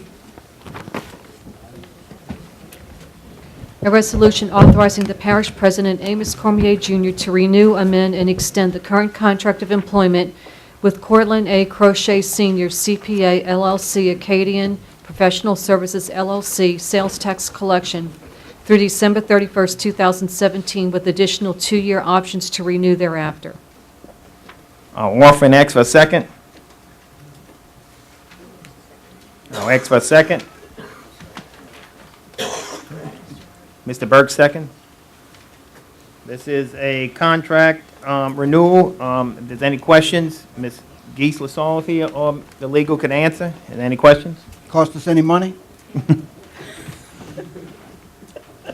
Only if they do audits, and they do very minimal audits for us. And do we get more than we receive? Do we receive more than we pay out? In their instance, yes, we do. They do a lot of compliance audits, so if they don't find any monies, then they don't get paid. Any other questions? Clear the machine, I'll change the Clear the vote. machine, please. Machine's open on 6K. No, I was on the last one. I'm like y'all, I come with my votes already. I see that. And the resolution is granted 9-0. Move to 6L. A resolution authorizing the parish president, Amos Cormier Jr., to renew, amend, and extend the current contract of employment with Gary W. Lambert, DBA Gary W. Lambert and Company, sales tax collection, through December 31st, 2017, with additional 2-year options to renew thereafter and otherwise to provide with respect thereto. I'll offer and ask for a second. I'll ask for a second. Second by Mr. Juneau. Ms. Saul, is it the same principle as this last legislation, same kind of companies, or? Yeah, it's a different company. I know, but they do the same thing, or they do a different type of work? Gary W. Lambert specializes in oil and gas audits, and they bring in 3 times the amount of what we actually pay them. Okay. Any other And are they questions? paid on a per-case basis, or is there a monthly fee, or? There's to a retain monthly them? fee with them.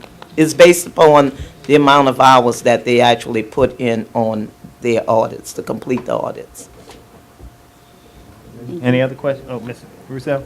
I'm just going to support the legislation. Would you prepare us a financial report on what they have collected for the last 10 years versus how much we have paid them for the last 10 years?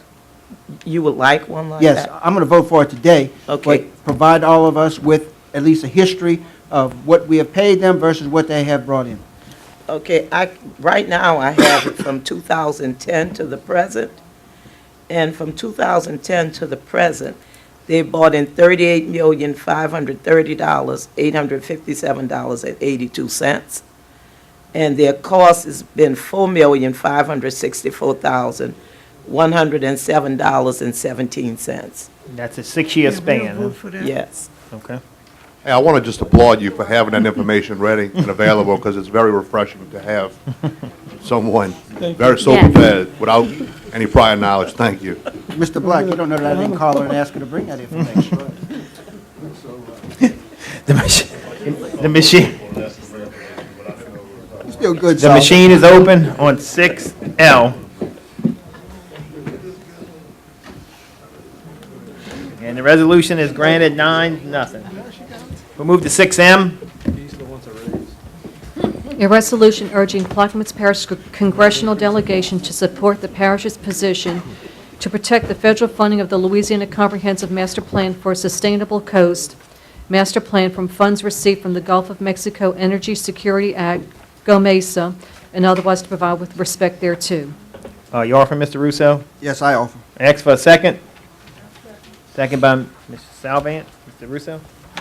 Yes, as you know, under President Obama's proposed budget, he is talking about reallocating the GOMESA funds. And what we're asking is our delegation to step forward and try to make sure that the state continues to go with the promise that we've had for the last several years since Senator Landrieu had us included in the GOMESA funds. So with that, that's what this does. The state has been counting on these funds to come in 2017 to be able to work on our coast. Since we have nothing else in the works to restore the damage that has been done to our coast, this is one of the key pieces that we need to maintain to be able to at least have some funding to work in that direction. So I ask for your support. Thank you. Any questions? Yeah. Audience? Mr. Henry?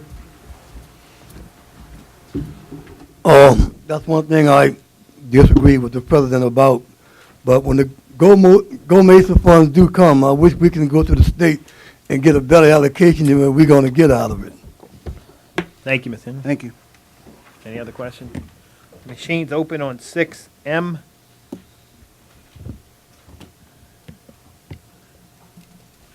And the resolution is granted 9-0. Move to 6N. An ordinance to amend the 5-year capital improvements plan, Waterline Russell Drive to Booster Station Project and upgrade, Bell Chase Water Plant Project, and otherwise provide with respect thereto. You offer, Mr. Russo? I'll offer. I'll second. Go ahead. Yes, what this does, as you know, we had moved some funding from a 2004 bond issue to the Waterworks project, and this does actually put it into the water line as opposed to the water plant. To be more specific and transparent, as we like to say, it'll go to that project. Thank you. Any questions? Audience? Machines open on 6N. And the ordinance is granted 9-0. Move to 6O. A resolution authorizing the parish president or his designee to accept the donation of a 1922 fire engine pumper for the Bell Chase Volunteer Fire Department and otherwise provide with respect thereto. You offer, Mr. Russo? I'll offer. I'll second. Oh, go ahead. Yes, what this does is it allows us to accept a donation from a Mr. Cleveland Bruce for a 1922 fire engine pumper station to the Bell Chase Volunteer Fire Department, and it's at no cost to us. It is an estimated value of $7,500 to $10,000 in value, and this will give the Bell Chase Volunteer Fire Department a project that they can work with, and it's in pretty good shape. And Mr. Roy Robichaux and the fire department did visit the storage area where the fire engine is stored, and upon their recommendation, I move forward with the act to ask you for acceptance of the donation. All right. Questions from the table? Audience? Machines open on 6O.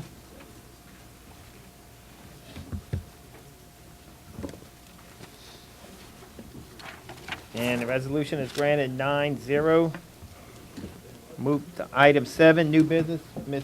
Williams, you want to withdraw that? Yes, I'm going to withdraw that, sir. 7A1 will be withdrawn. Mr. Chairman, Yep. Go. I have a item I'd like to take up that's not on the agenda for today. Seek a suspension. Seek a suspension. Yeah.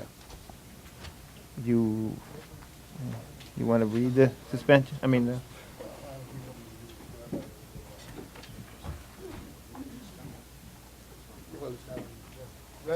yeah, go ahead. It's just a special event permit for March the... But hold on. We'll revert back to beer and liquor license. Okay? Yeah, but I don't have no beer and liquor license for this. All right. But we approve one of that. Yeah, we can approve one that under there. All right. Huh?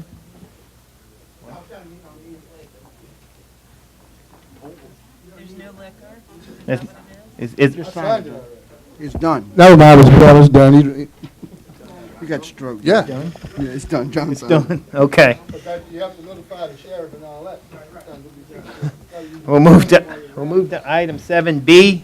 If you don't need it ratified, Update and presentation by District 7. Ms. Alban? Yes, Mr. Cormier, my first question is, has anything been executed regarding the Ironton Park with the Peavotch Company regarding the land use? No. Are we going to pursue that? The last time I spoke to Mr. Landry, he said he would be looking into that. Has anything, any movement on that, Mr. Shane? As of yet, no ma'am, but I will definitely make sure that it does get moved. I'll make sure it gets to moving, ma'am. Okay, thank you. And one other, my last and final comment, Mr. Cormier. It's regarding my home elevation. I don't want to go into any details on that, but as you know, there's a major problem with the elevation of my home. And it's been a couple of months and doesn't seem like it going anywhere, and I would ask that you expedite it before my last and final step would be of taking any legal action against this government. But if I'm left no choice, that's where I would be headed. Yeah, as you know, Ms. Salvan, I think you were the first home elevated in Arlington, and as a result of that, we have now progressed to the point where it's really between the shoring company and I think HGA where the problem is. We asked our engineers, our local engineers, to go ahead and try to help you out. Mr. Dugas can give you that information now as to what took place. Ms. Alvan, we passed on the elevations that we took to HGA to take it from there. Okay, well then, that's not my last comment. My last comment would be that I need you guys to realize and remember, my application was taken through the grant department of this government. Okay, so this government is not going to skirt their responsibilities of some of their expertise into this matter. So I just wanted to let you guys know, I wanted to put you guys on notice. If something does not come to fruition soon, I will be taking legal action. Thank you, Ms. Yes. Alvin. Oh.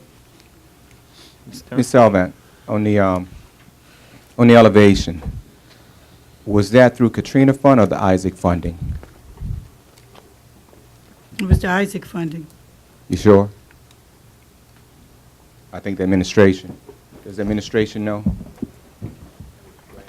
And then you may be right, it may be the Katrina funding. Because you were on that first list. Right. when we got the additional money for Katrina. You're absolutely right. Because at some It was the point, we're going to have to Katrina. answer for what happened to the money for Isaac, for the rebuild and the elevation piece. So that's why, being that you're mentioning it, I'm trying to find out which pool of money was used. It was Katrina, now that you jarred my memory, it was Katrina funding. Okay, thank you. Yeah, as I tried to state earlier, Ms. Salvant, the grant department, in reference to them, my information is that the tier between the state, the guidelines that we have with HGA is now involved in it. So we're doing everything we can to get it to that level to help you out. No, I'm But not we saying. can't interfere with that process But I need other you- than to bring all of the information to them so they can make that proper decision. And that's where our engineering department came. Davy Shorin, as you know, had shot one elevation. It did not agree with the elevation that HGA, I think, had shot. Right. We came in to try and save money and asked our engineering department to come and relay the information that we had to HGA again as a third party. Am I correct, Mr. Dugas? Yes, sir. Yeah, but to take a hands-off approach, I'm just saying that's not going to fly. So I'll just leave All it right. there. Thank you, Ms. Alvin. We'll move to 7C. Discussion of drainage. Councilman Russo? Yes, I think that the administration may have come into some additional documents for about the third time on a drainage servitude that Ms. LaHaye is here on. And I don't know if Ms. LaHaye wanted to make some comments, but have y'all satisfied yourselves with the documents that have been provided for the drainage servitude along the River Oaks Drive trailer park?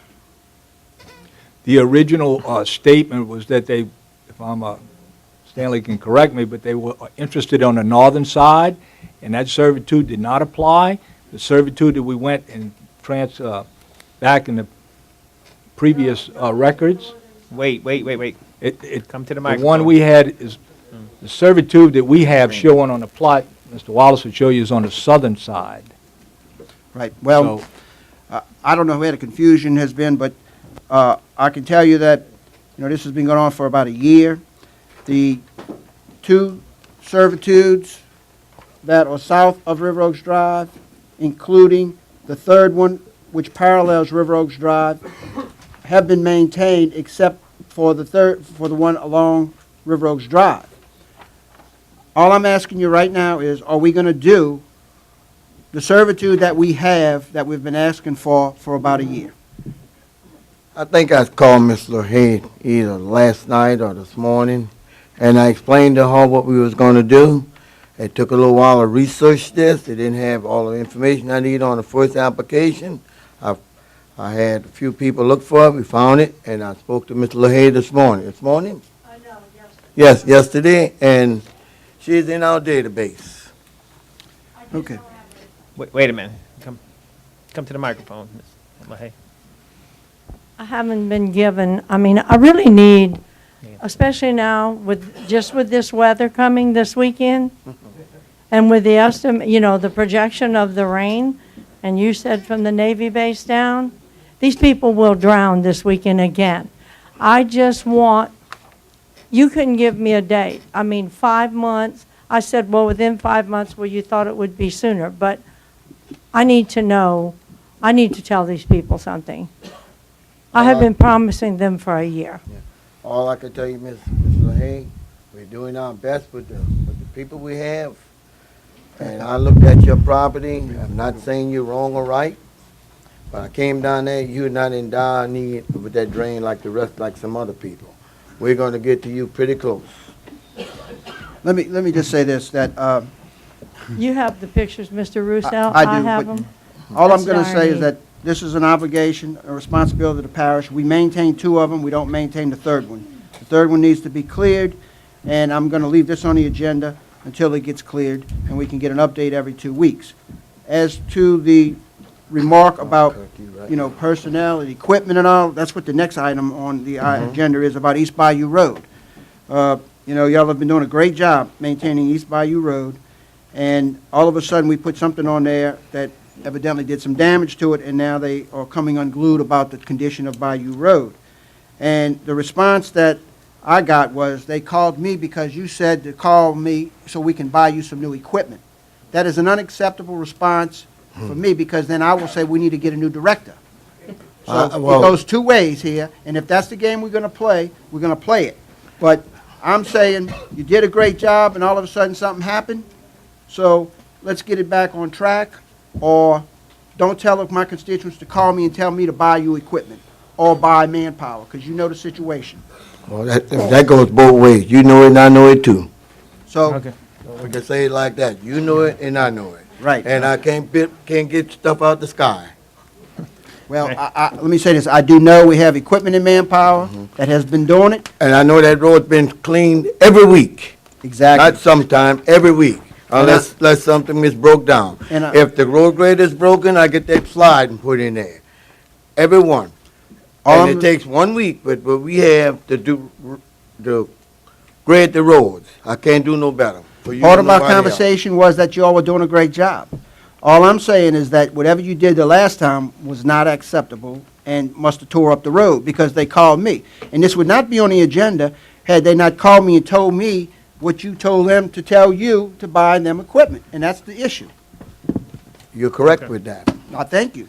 All right. You're definitely correct with that. Thank you. Now we'll move to item 8.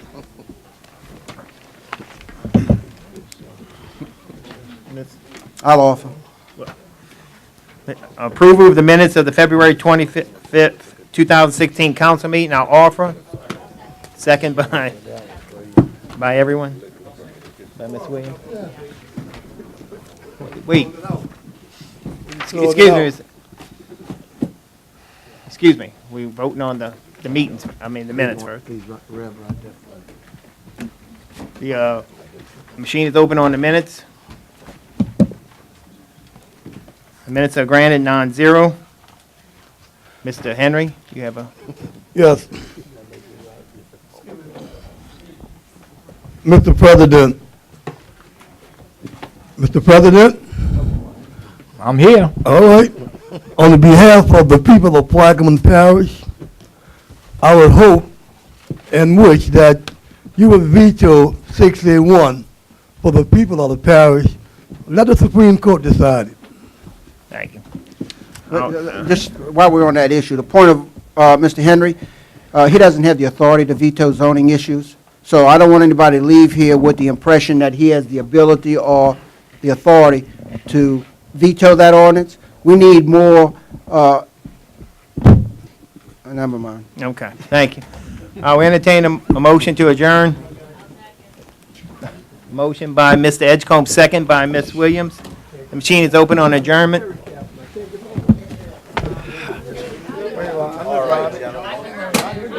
I want that job. I'm going to drive the fairboat. I don't know. Wait, hit the machine, hit it.